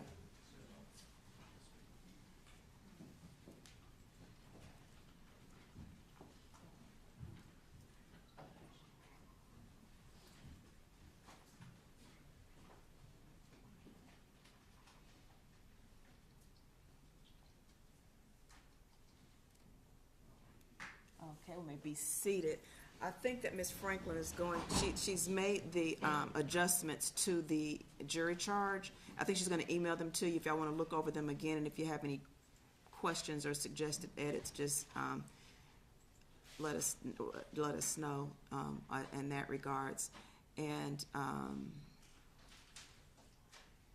the state, I know that you have to, I guess, think about what you're gonna do, but I guess so we'll, if the state does your rebuttal, you said it'll be brief, so on Monday we'll be prepared with your closing arguments, and then we'll go into the jury charge on Monday morning, okay? Anything else? Yes, sir. I may have missed this, 8:30 again? Yes, Mr. Chaffin. No, 9 o'clock.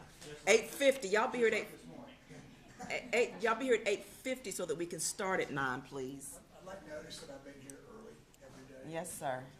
All right. Okay, I'll see y'all next week, I guess. All right.